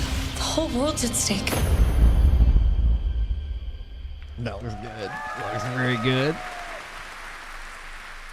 Well, we've seen so many great games so far, so make sure to spread some love to these amazing developers and teams behind them, and wishlist your next favorite game on Steam by checking out our Gamescom Steam event. And the best thing is, you'll find even more games from this year's Gamescom. Thank you for that single Gifted Stone Spire. Looks like he's getting ready to set it up. You guys know what he wants.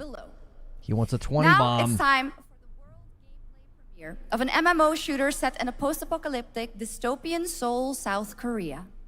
From NCSoft, this is Cinder City, blending narrative-driven shooter action with a vast, seamless open world.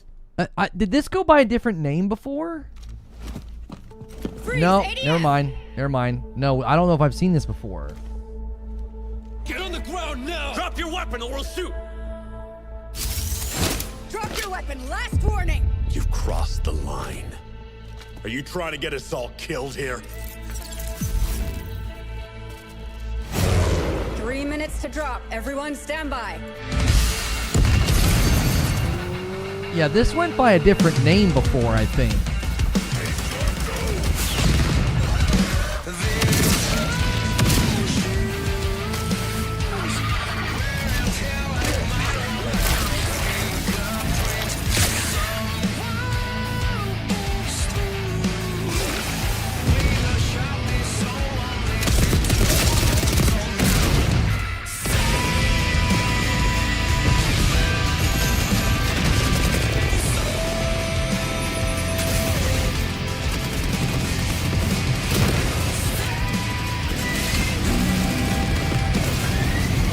Yeah, was it Project LLC? Not LLC. It was something like that. Project LLL. It was like 3 L's, I think. Another one came in from Stone Spire.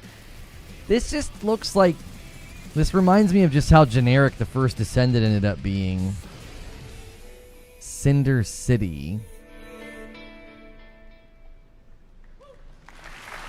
But that's not all. We've now got a second brand new game from NCSoft. Time Takers is a competitive team-based survival shooter where the ultimate prize isn't points, it's time itself. Here's your first ever look at the gameplay. I floated in an ale-induced stupor. A ghost of my former glory. Thank you, Joker Quinn. Until one day when I was stabbed. Yes, like that. I thought I died. Instead, I was given a second chance in a strange world, alongside rogues from across the timescape. Hello. Hi. How you doing? I'm fine. I'm a boss. Get it right.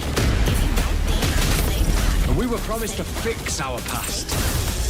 I guess that's what we're here to do.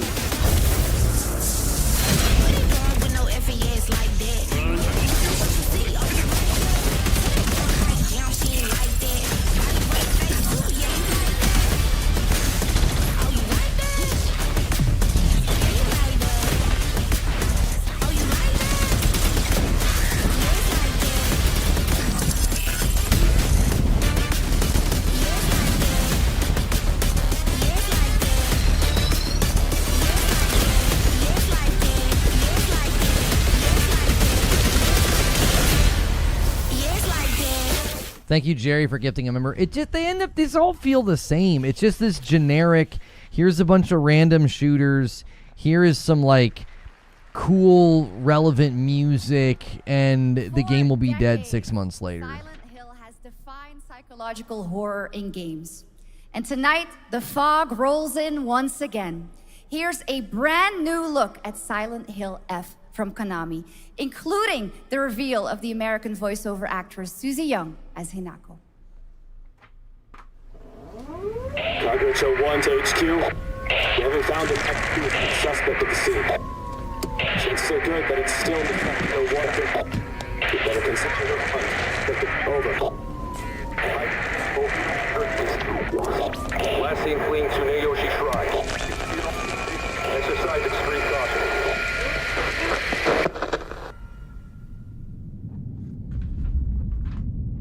You saved my life and laid claim to my soul. In turn, I shall save your souls by claiming the life of your old self. Who was that? What is this place?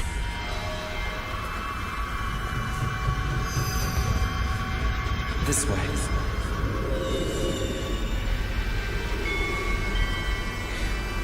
Better get going.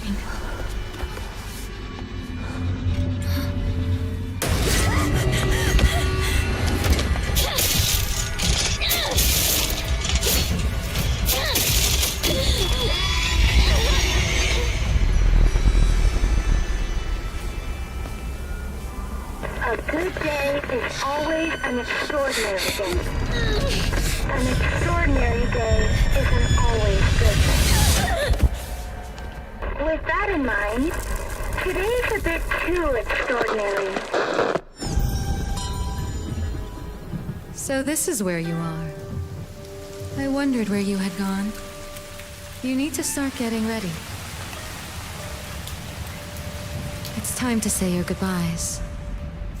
You're going to kill them with your own hands. What's going on? No. It's got my home too. The halls, the doors, everything's changed.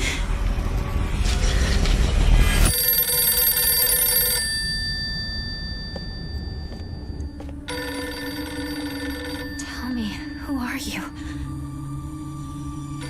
Please. Just die.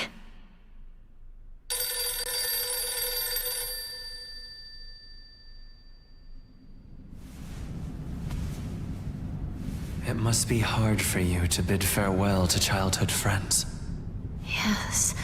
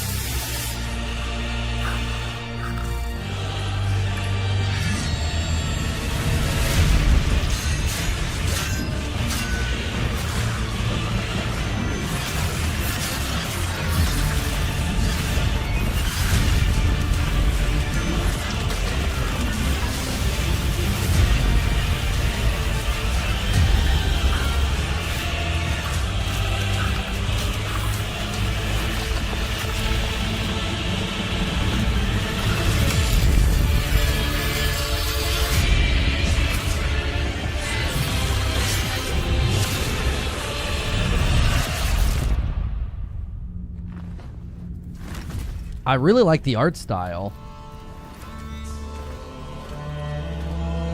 It's like, it's not just another like gothic macabre Souls looking game. It's got a little bit of Tim Burton in it.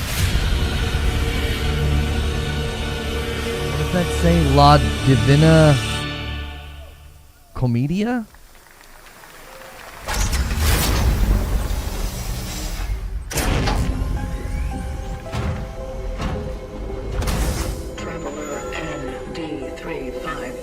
Divine Comedy. Oh. Kronos the New Dawn, yep. Is the Traveler, an agent of a shadowy faction known only as the Collective. And in Kronos the New Dawn, you'll step into their role. From Polish horror powerhouse Bloober Team, nominated last year at the Game Awards for their Silent Hill 2 remake, comes a bold new vision of survival horror. In this world, the dead don't stay dead. When they find each other, they merge into something far more terrifying. Launching September 5th, here's your brand new look at Kronos, the New Dawn.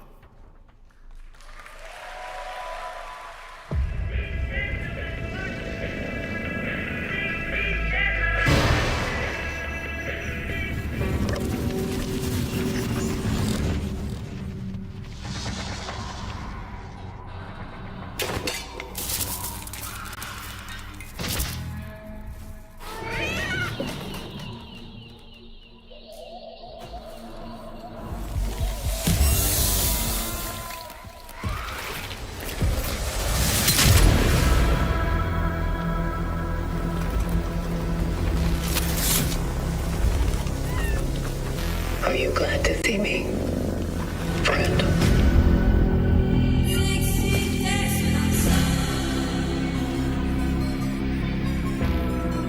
Yeah, the sequel to Stray is really dark. I don't.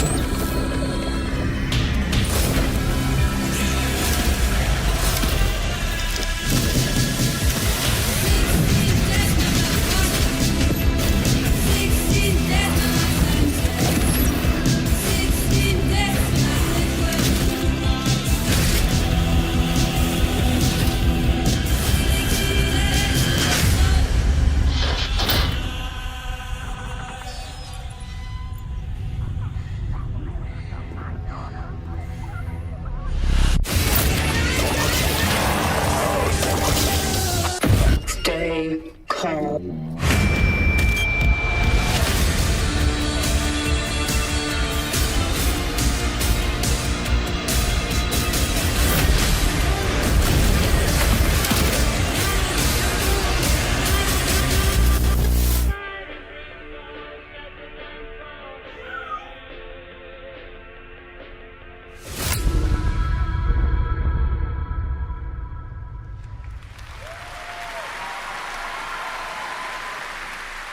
All right, for our next trailer, let's turn it over to the head of sequels at Obsidian Entertainment.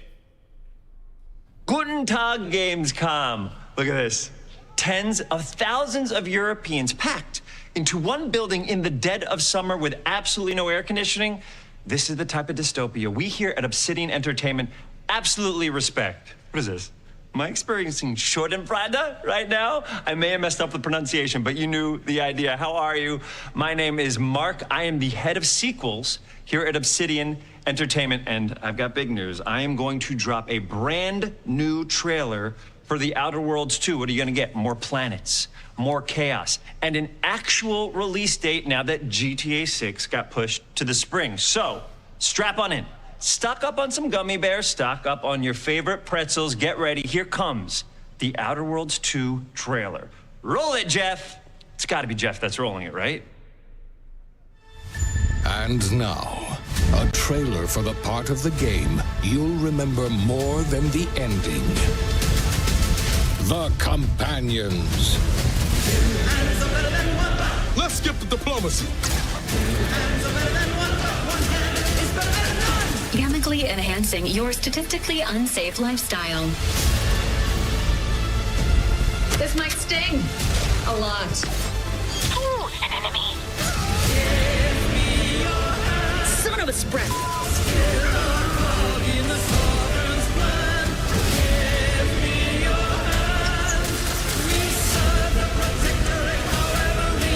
Be grateful you're not on fire.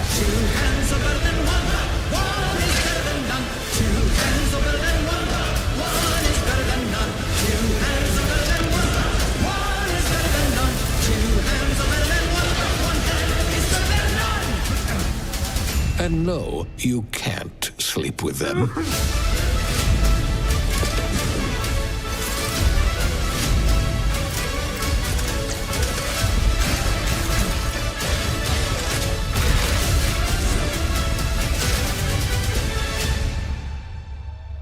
What, stiff?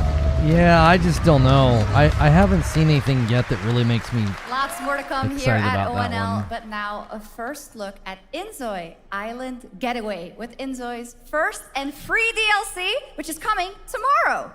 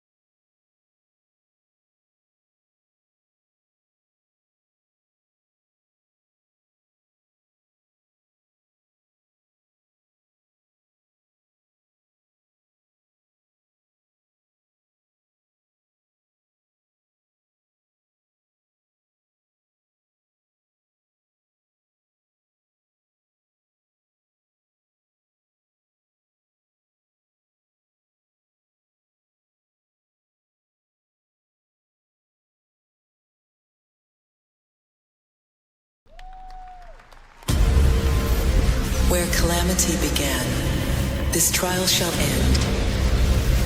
Awakeners, prepare for the final confrontation.7つの大罪？あいつらとの冒険は騒がしくて大変だったけど、なんとかなってよかったな。けどな、俺たちにまた一つ面白い運命が待ち受けてる気がするんだ。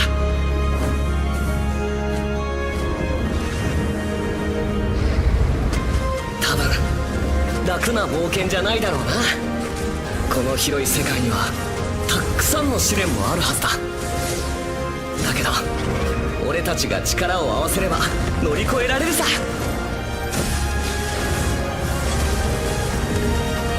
何ぼーっとしてんだよ。やることが山ほどあるんだ。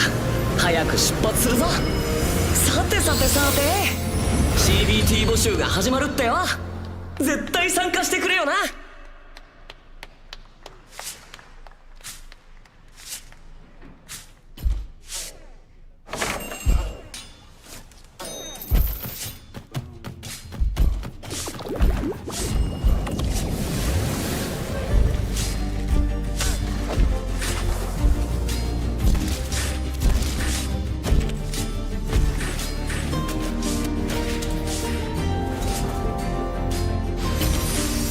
Yeah, this is Moonlighter too. It looks really good.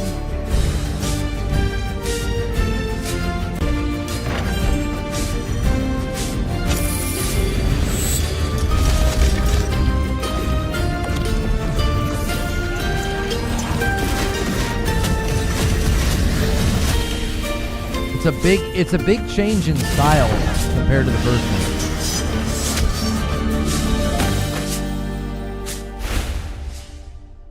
Endless Vault.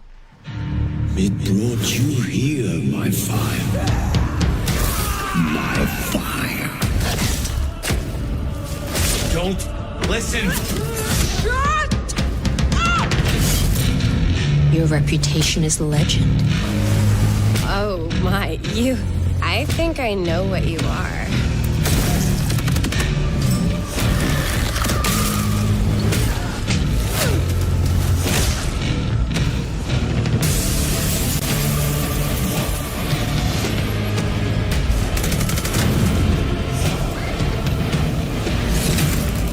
So weary is the wanderer that treads upon the fertile soil.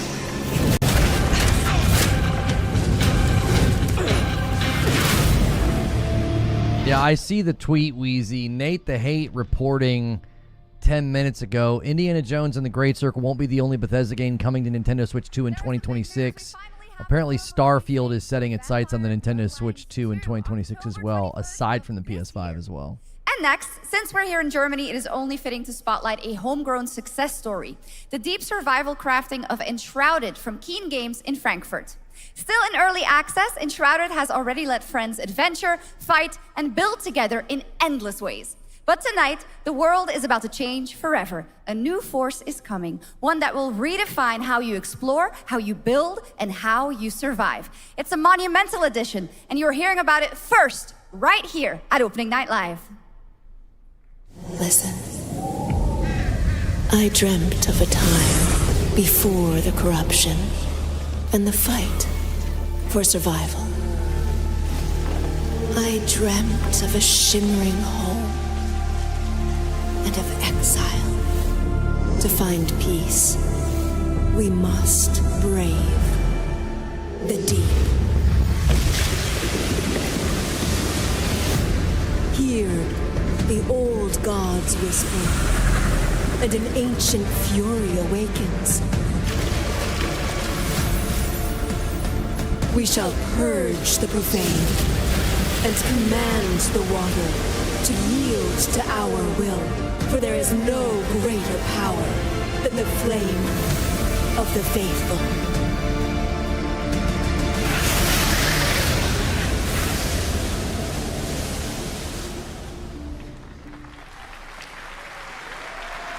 Awesome. And tonight at ONL, we have news of the latest Xbox franchise that is coming to PlayStation for the first time, and the reveal of brand new expansion as well.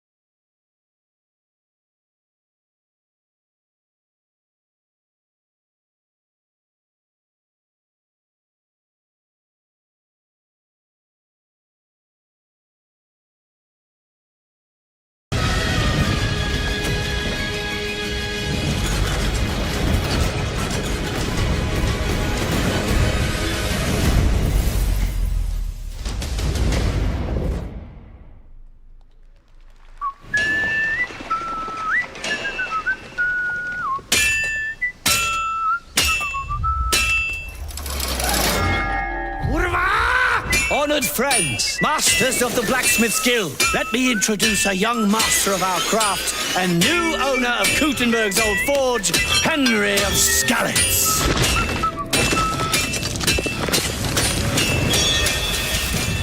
Ready? We can begin.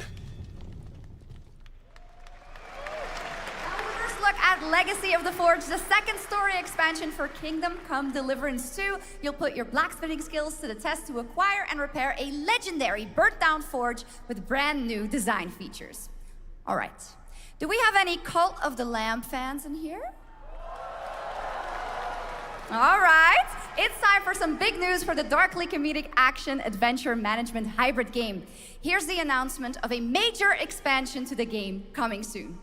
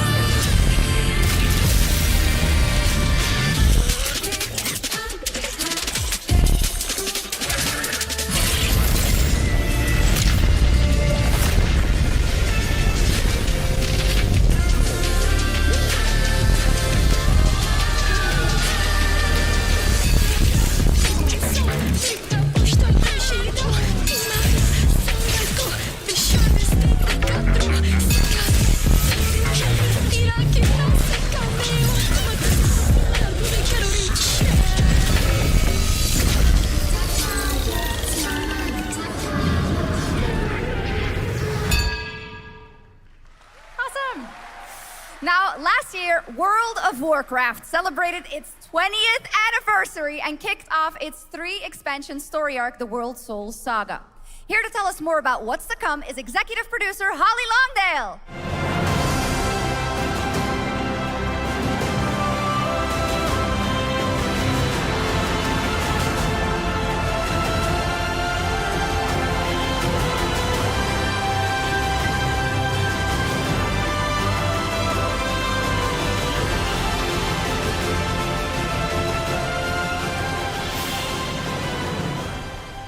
Hello, everyone.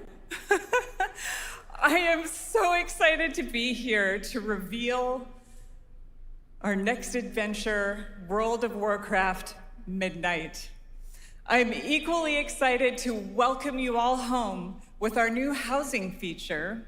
And if you're here at Gamescom, please come by and check it out on the show floor. We have a lot coming in this next expansion, our 11th expansion. To start with, on the horizon, there's a looming darkness, and it's threatening the ancestral home of our blood elves. But Midnight is also about light, and about hope, and about heroes who rise when the world needs them most. And it's about the bonds that tie us together. And it all starts at the Sunwell.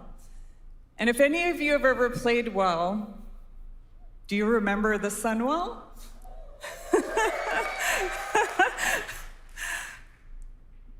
With that in mind, please enjoy the premiere of our cinematic introduction to Midnight.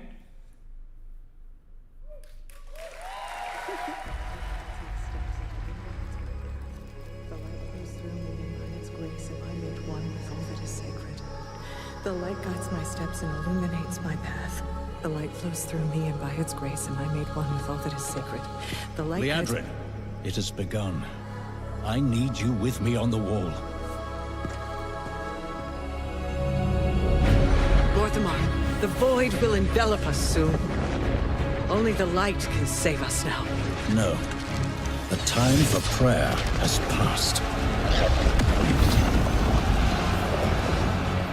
The Sunwell will not fall. Not while I draw breath.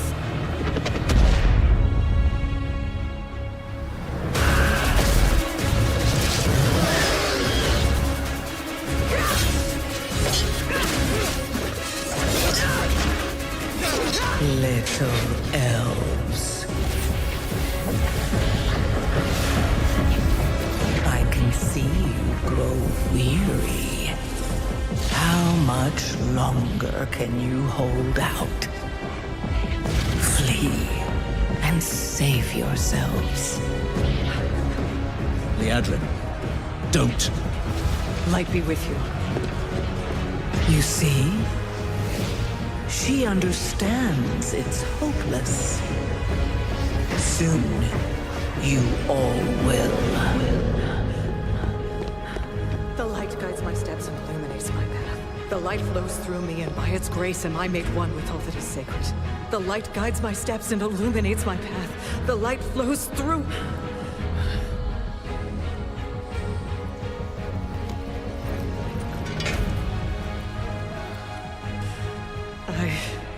I know that I am unworthy.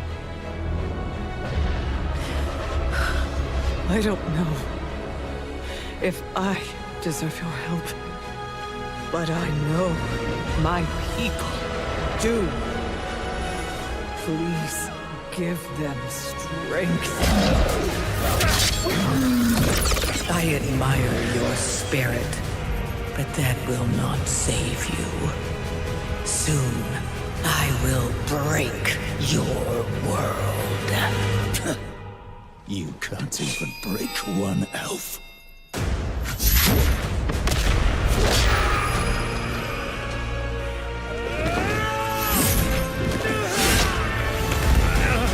This darkness comes to devour everything. And when it is finished, there will be no more light. Without your aid, we will perish. I beg you, help us.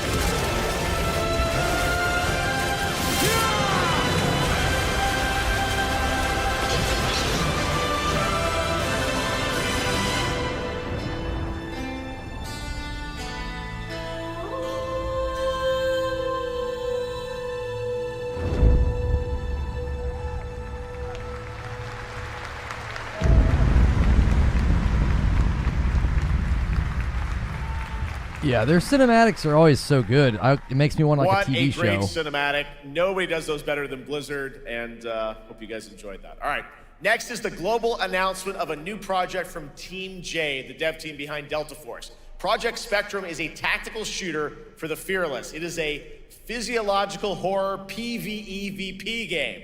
That's right, where you battle against monsters, other players, and your own sanity as widespread anomalies twist around the world. Face the horror or become the horror itself.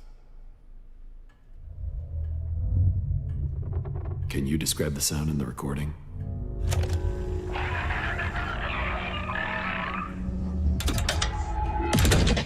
Sorry.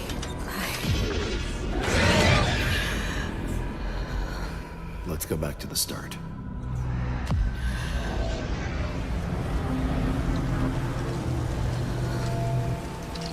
I remember the wind, strong wind. What the hell happened here? We got company!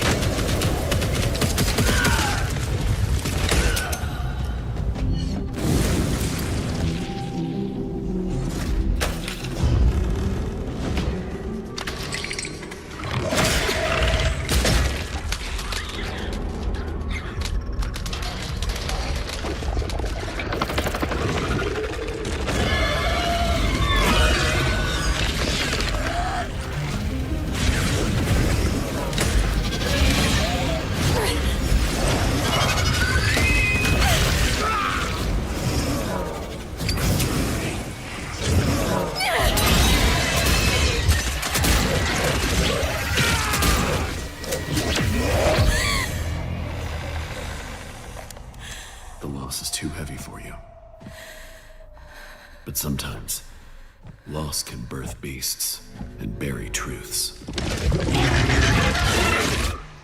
What do you think? What if you are the beast? The beast?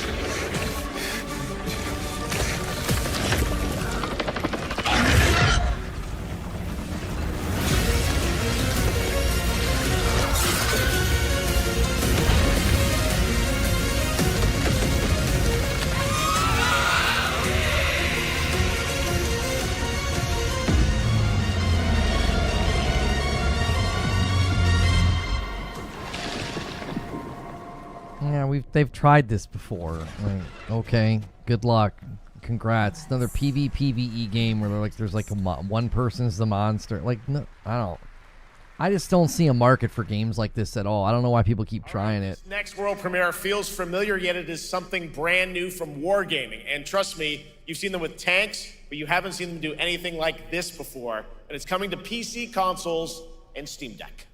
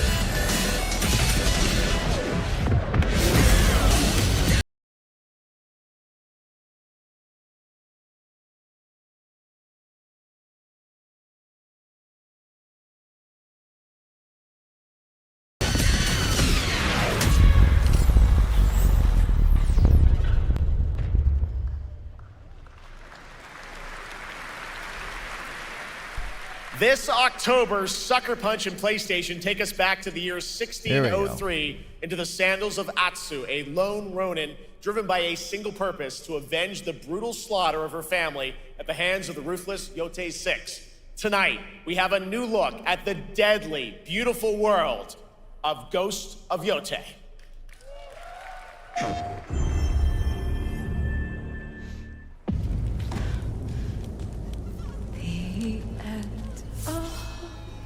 The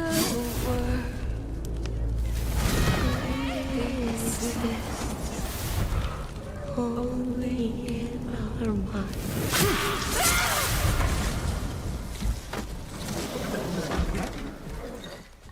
Are you going to give me a lie?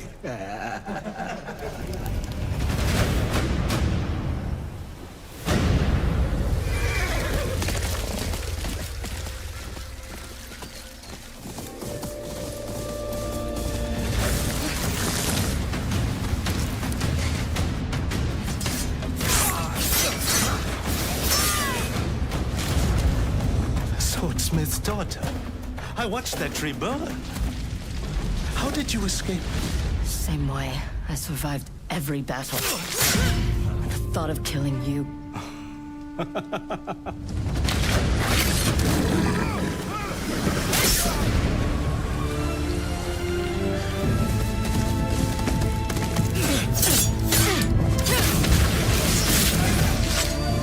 Ruthless spirits, wandering the land, driven by vengeance.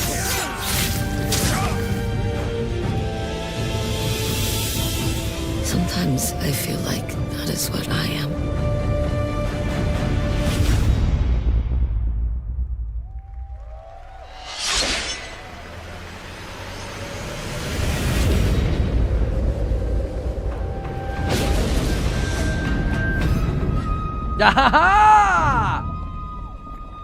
Somebody was just asking about that today. Legends is coming. It's free for people that own it.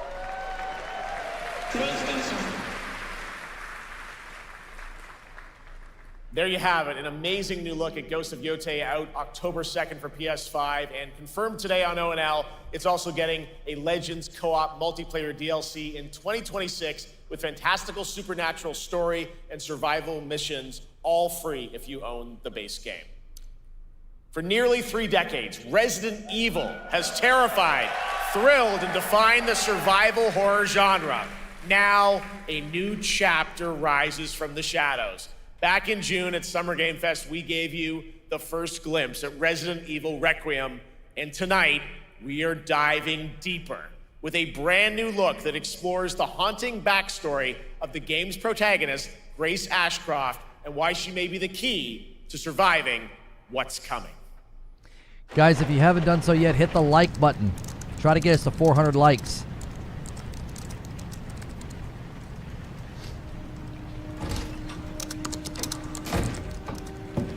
Anne. Hi, Mom. You have been on that thing all day. Well, if you're gonna work so late. Get some sleep, eh? I'm almost done, just a sec. It's really coming down hard. Mom, phone. Mom. It's right beside you.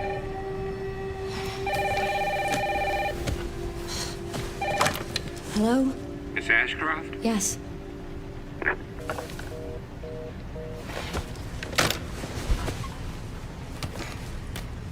Who was it? Dunno.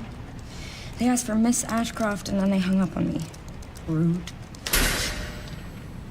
What the? They're coming. Grace, we need to go. Go where? Mom, what's going on? Hurry. Wait, who's coming? What's wrong? Shh. We need to keep our voices down. This is ridiculous. Come on.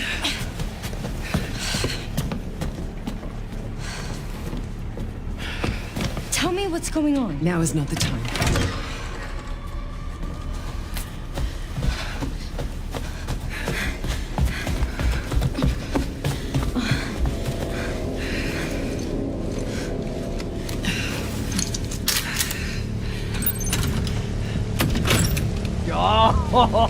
Stay close. It looks Mom, so wait. good.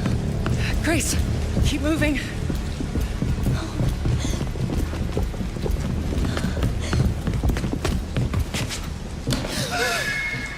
Oh, who's that? Oh, I'm so sorry about the power outage. What happened? It's really no excuse, and I apologize for the inconvenience. Oh, no, it's fine. Don't worry. I should have it fixed soon. I just need to find my...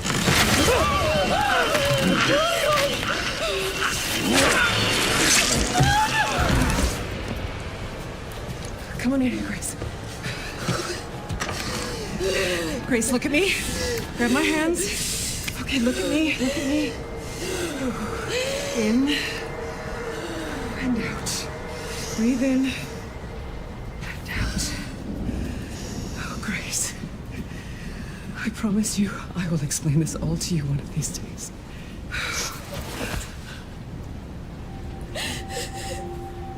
Grace. Please know that you are my hope. Never forget that. What are you talking about? Just... I love you. I love you too. Okay. Mom, I'm scared. No. We need to find a way out of here now. But we don't have any of our stuff. We can come back for it later, Grace.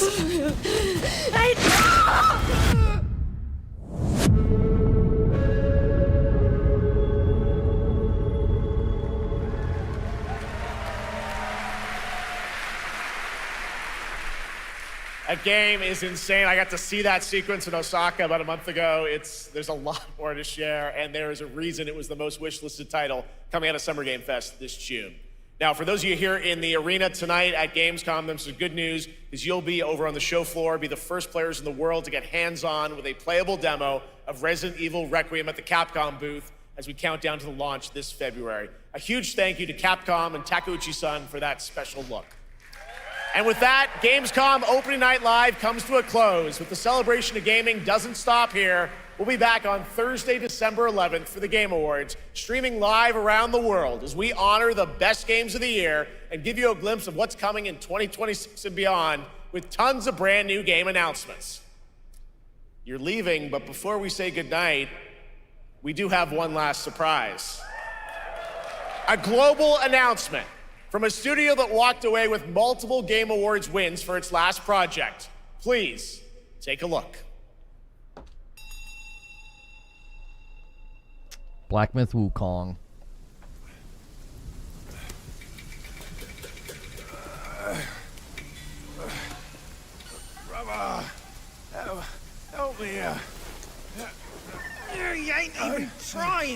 It's on me!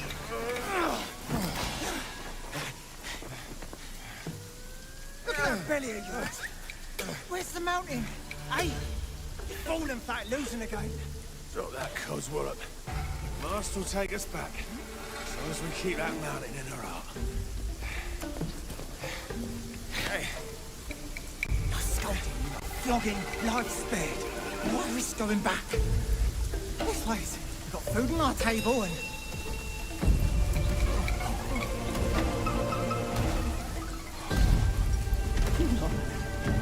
They're coming for us.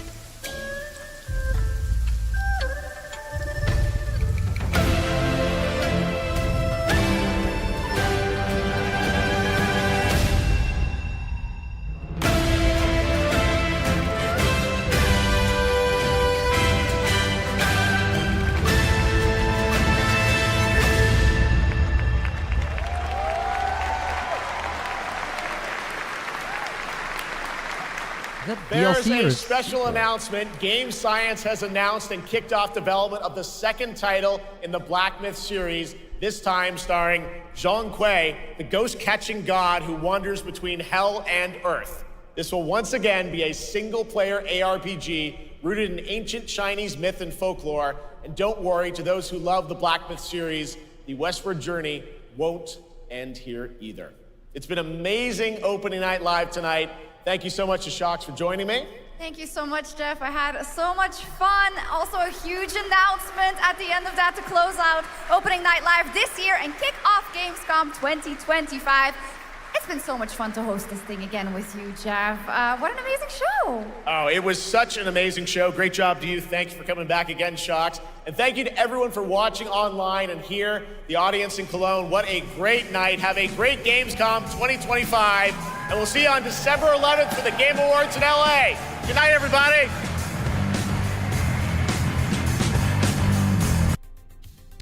Yeah, yeah. This was one of the weaker shows, you know? It wasn't bad, but I you know, I wasn't feeling it. I think we got stuck in like Gasha MMO slopland for a little bit there, but I mean, the Sekiro anime got me really excited. The Lego Batman game was pretty exciting. Like I'm not sure if that's gonna be co-op or not, but it looks so good. There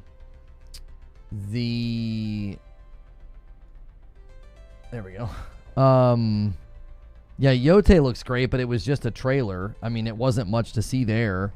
Confirming Legends was really cool. Thank you, by the way, for all those gifted members. Jerry putting us at 184 on the week, very close to the next milestone.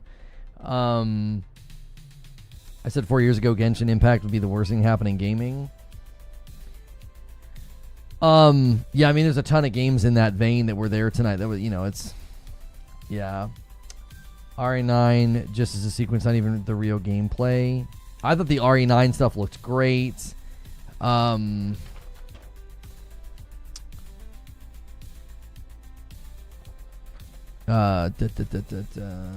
else? Yeah, the Black Myth confirming that they're going to be doing, there's an animated Splinter Cell series coming. There'll be a teaser trailer Thursday. Lords of the Fallen 2, we already knew about, so it was just a cinematic. Onimusha's gameplay looked good. Ninja Gaiden 4 gameplay looked good. The Divine Comedy game looked pretty cool. Yeah.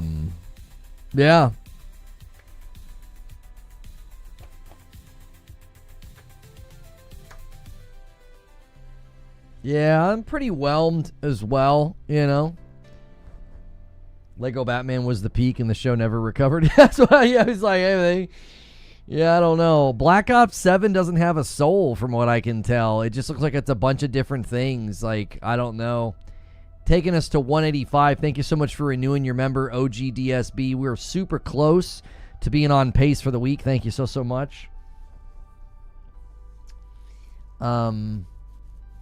Yeah, if they can't figure out how to get Black Myth to run better without that frame gen crap they pulled on console, I just don't care. It's like I'm glad people liked it and so many people enjoyed it on PC, but the console version is still just, to me, just such a disaster. COD Night, yeah, like I love Black Ops. I love the feel of Black Ops. I love the monitors. I love the numbers mason. It seems like they're absolutely taking that idea to like I don't know. It's like it just seemed like the game didn't have much of an identity. It was like you're just going to be going into these areas that are all twisting and turning and, you know, very cerebral and like you don't know what's almost arcade-ish. Yeah, Jeff did say it wouldn't be the end for Black Myth. I don't understand why you would go. And then Siryu comes in with the 10 bomb over here on YouTube. Thank you so much, Siryu. Sets it up to where either platform could steal the milestone with a 5 bomb. We'll see who does it first between Twitch and YouTube. We're right there on the doorstep. Felt like a squad game rather than a campaign. I love the idea of a co-op campaign. Black Ops 7 looks super, I guess I'll say generic. It just, I don't know. It was like, and then there was like a top-down zombies? The stage is set for Battlefield? Yeah, I mean, I'll be reading up the new lore on Zhonghui. Yeah, Black Myth Zhonghui. Yeah. Lona deserves the farty bomb. We haven't had any in a while. We have been a little quiet on that front for a little bit now. Top Down Zombies was in Black Ops 3. I never played much zombies. I didn't know that. It's been there for a while. Oh. Again, looking at the campaign is primarily what I'm talking about. It just, the feel and vibe, World at War had the co-op campaign. Yeah. I love it coming back. I love the idea of a co-op campaign. And Matt comes in and renews and gets us within 4 of the milestone. Says nice. Thanks for 52 months. Yeah, there's nothing about Black Ops 7 that felt exciting. I was really excited when they did the numbers mason thing with the first teaser trailer, and now I'm just kind of like very tepid about what I saw. I was like, it looks kind of boring, I'm gonna be honest. It looked like just very generic arcade-ish. I don't know. Yeah, I thought, you know, the Batman, the Sekiro anime, the Onimusha gameplay, Ninja Gaiden 4 gameplay, Divine Comedy, Ghost of Yote, Resident Evil 9, those were kind of the standouts for me. It was really lacking in, you know, a lot of gameplay. It was a lot of, I don't know. I didn't feel like it wasn't a bad event. It was just, I would say, on the weaker side. COD hasn't had a soul for a decade now. Yeah, Armed and Dangerous renews their membership as well, getting us super, super close. We've had so many milestones today, just kind of dangling. And the both platforms can take advantage of that. Waiting room for tomorrow. There's no reason to do a waiting room. Doesn't Xbox start doing stuff at like 10 o'clock or something? And then obviously Team Cherry's got their thing on Thursday. Hang on. I think I've got it saved somewhere. Yeah, Gamescom. Xbox is going to start doing things at 9 o'clock. So we'll just boot up.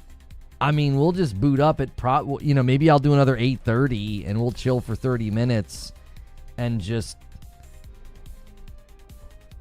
Thank you so much, Zero Day, for using your Prime sub on me. I appreciate it. That takes us to 98, but then 99 because Jaggy hits 48 months in a VIP. We had such a good year already. And then Creature's going to land the plane with his resub at 200 on the nose. COD's in the dirt, Halo's in the dirt. This is Battlefield's chance. Let's see what they can do with it. Thank you very, very much. Yeah, I mean, we have had a really strong year. I really dig your content. A Prime sub's worth it. I greatly appreciate that. I mean, that is fair context, Jaggy. I'm not being down on the year as a whole. I'm just saying it just didn't feel like a very strong event. Your big major reveal was Game Science saying we're working on the sequel already. I don't know. I kind of expected somebody to come out and be like, we want to be the big showstopper. You know what I mean? Resident Evil is a great showstopper. Finally getting to see some gameplay. I thought it looked fantastic. But I mean, you're one more thing. I just expected somebody to kind of step up to the plate. Obviously, I said, for a while, PlayStation's going to not do much until Yotei's out. Maybe they go to Tokyo Game Show and swing hard. Maybe they're saving stuff for their State of Play that Jeff Grubb says is coming next month. There were a lot of people saying there was a big event from PlayStation in September earlier this year, so they're obviously not going to step up to the plate. So who? I mean, I don't know. GTA 6 might have caused this. I mean, that's really, really good to think about. I didn't even think about that, Hilly. That maybe all this marketing and all these planned reveals and stuff, everybody was like, why would we do anything major in August? Because we know we're running right into GTA 6 season. So yeah, a lot of marketing plans and a lot of scoped out timelines for this year might have been literally navigating around thinking that GTA 6 was coming. And now that it's not, there's no showstopper announcements for shows right now because... Now, that's really good to think about, Hilly. I didn't even think about that. The shadow of GTA 6 is still sort of weighing on the year. That's probably really accurate, honestly. Because these shows are scoped out months in advance. You're trying to get B-roll, trailers. You're reaching out to studios and publishers and trying to schedule everything.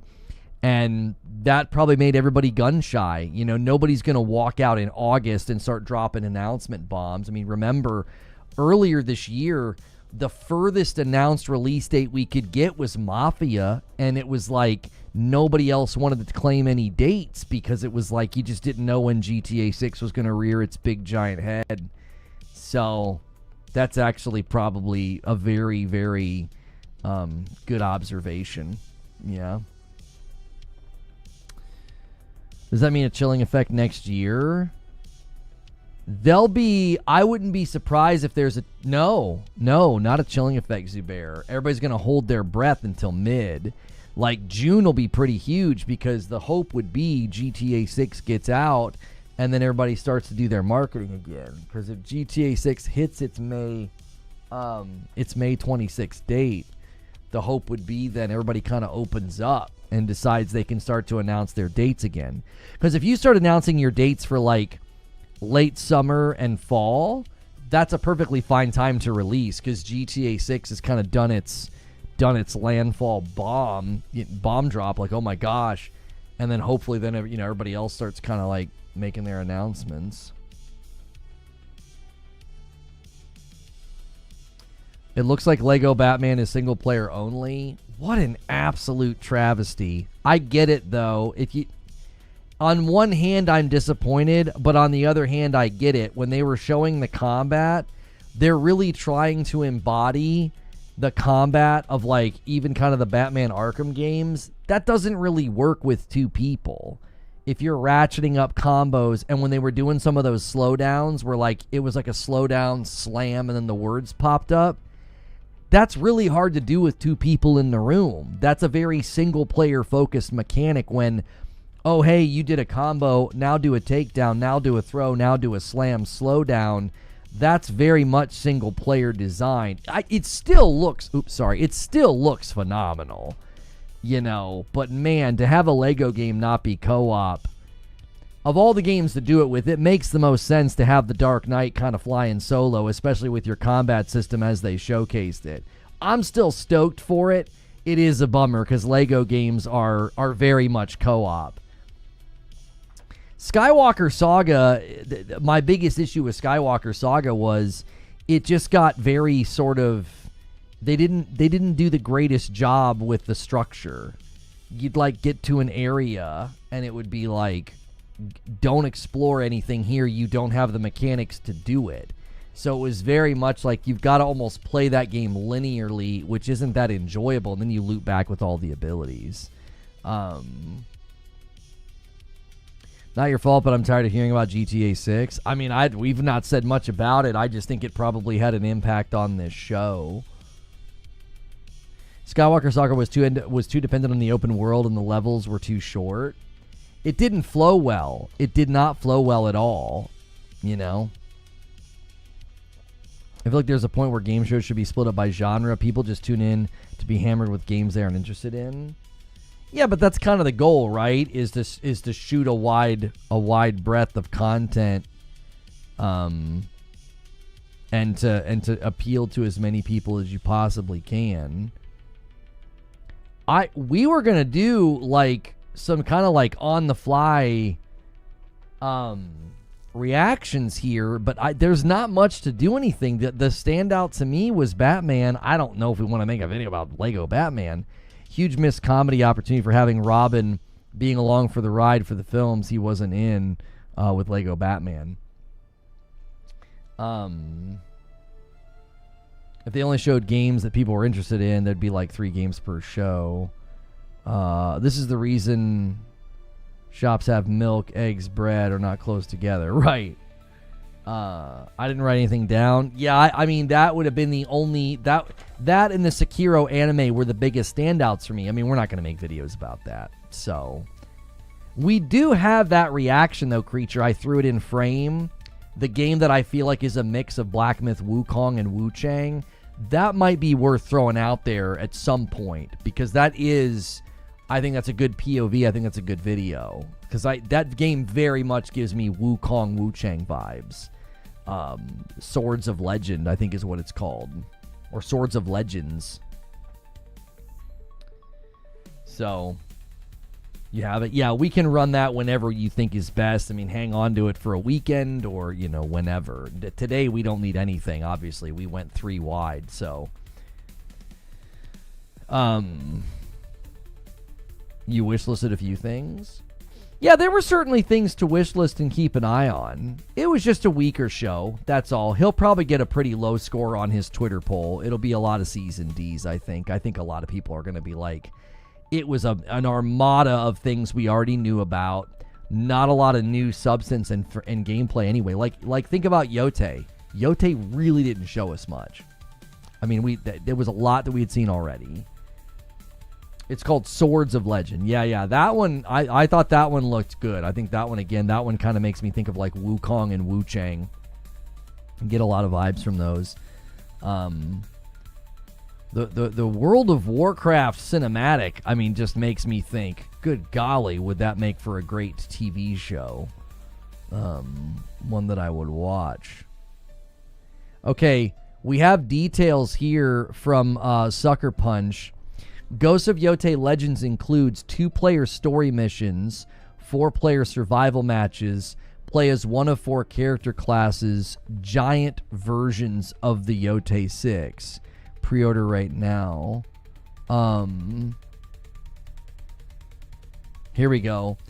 So Ghosts of Yote Legends is the DLC. They're going to be adding this in 2026. Just announced on stage at Gamescom. Legends is coming. Legends is our cooperative multiplayer mode featuring a fantastical supernatural setting in contrast to the grounded world of Ghosts of Yote. And just like Ghosts of Tsushima Legends, Ghosts of Yote Legends will be free DLC for all Ghosts of Yote owners.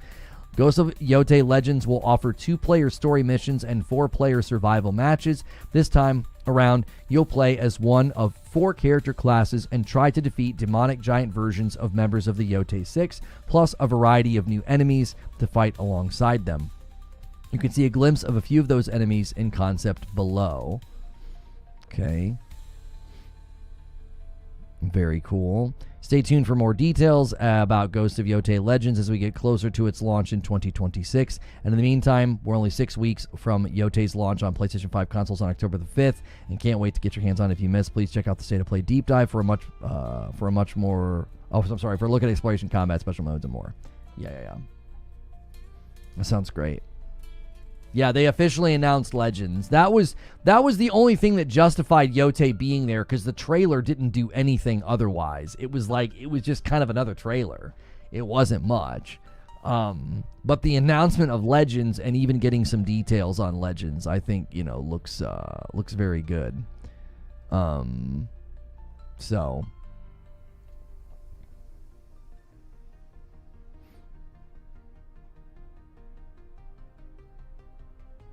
I mean, and when you got, I'm just gonna say it, like when you have games like this eating up a lot of screen time, I just think we're just getting to a point where it's becoming a slightly comical thing to like just throw half naked waifus at a game and pray it garners an audience. Like it's just like Jiminy Christmas. Just today, somebody was saying that they didn't think it was going to have Legends, and I was like, I don't think they've said anything about Legends. I don't think they've said they're not doing it, or if they are doing it, they've not said it in either direction. So I liked the other thing that stood out to me was the Fallout Season 2. I thought Fallout Season 2 looked amazing, but that's obviously not a game, but still exciting just to see how good that is.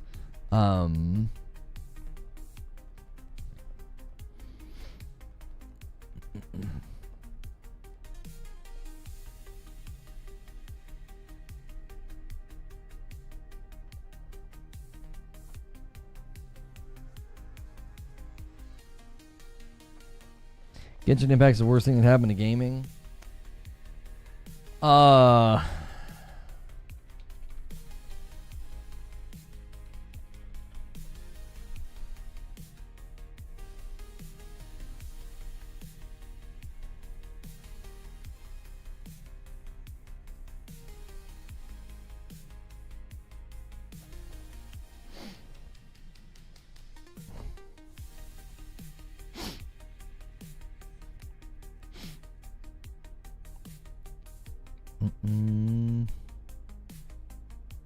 And then, Nate the Hate saying that Indiana Jones isn't the only game going to Switch.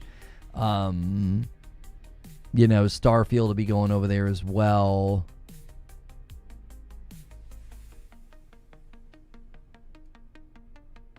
It'd be very interesting to see how Starfield does in the Switch too, like performance-wise. That seems like such a mismatch.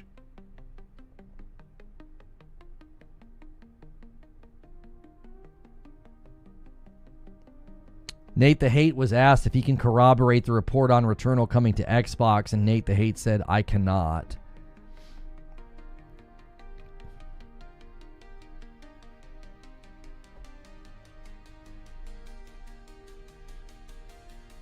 Other than Sekiro anime and Lords of the Fallen 2, nothing stood out to me. Lords of the Fallen 2 did look really good cinematically. Like, I liked the look of it. Maybe I should go back and give that game another try. After all the updates, people have said it's quite good.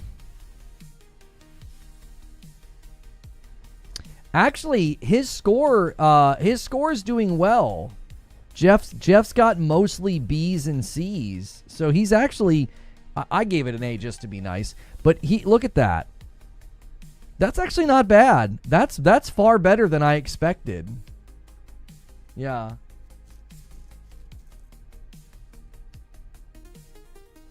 That's cover art replacement. That's so ridiculous. It doesn't even look like her. That looks like Timu.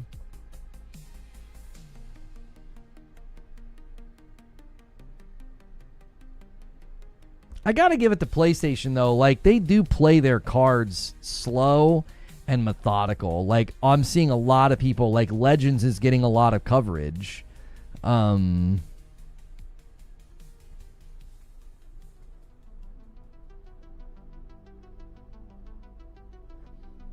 I think that's smart play, bit by bit, piece by piece. They've been very, very tactical about that.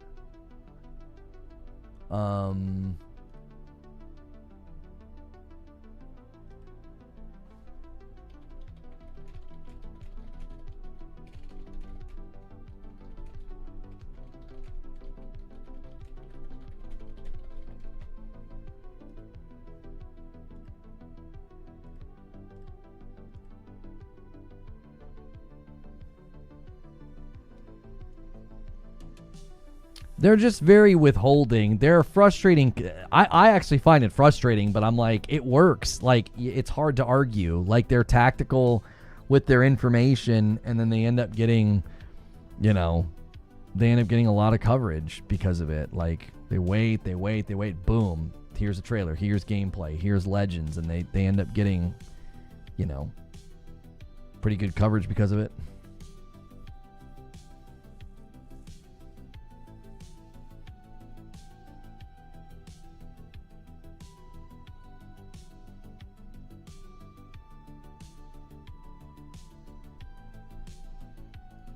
Regarding Lords of the Fallen 2,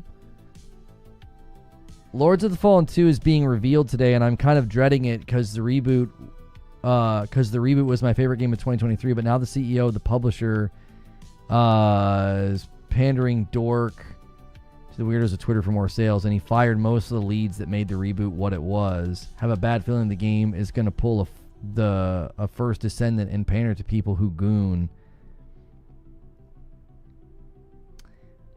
I mean, do we have evidence to this guy's claim?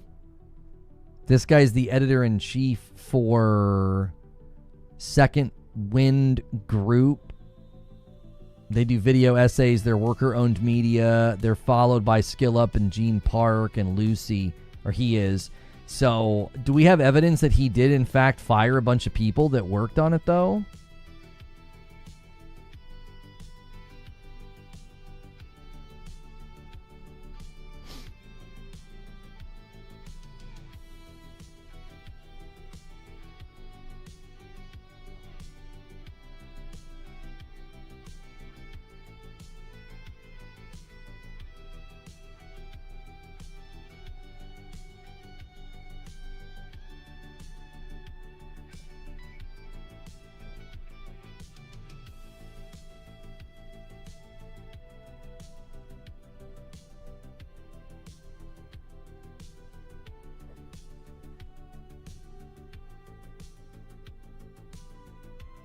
I didn't see any goon bait. Yeah, it doesn't even seem like a goon game. Like, I mean, obviously the woman that you were fighting, she looked a little bit like, you know, she looked like she might have been a little like, oh, they're going to make her the centerpiece of the artwork if that's the direction they're going. Because she definitely looked a little voluptuous, like not super clothed, but like she also looked like a giant monster.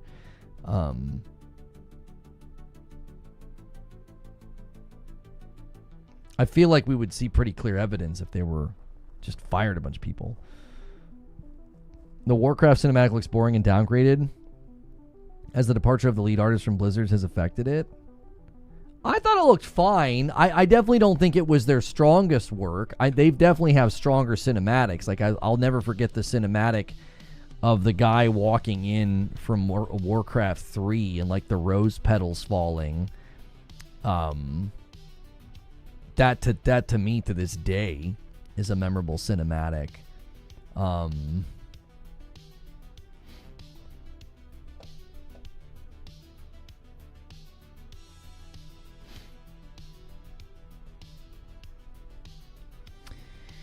Well, it's 4:30. It's kind of late for me. I've got stuff I try to do in the afternoon. I'm actually probably going to be checking out that Sword of the Sea game just to see if it's any good, and then I'll talk to you guys about it tomorrow and let you know what I think.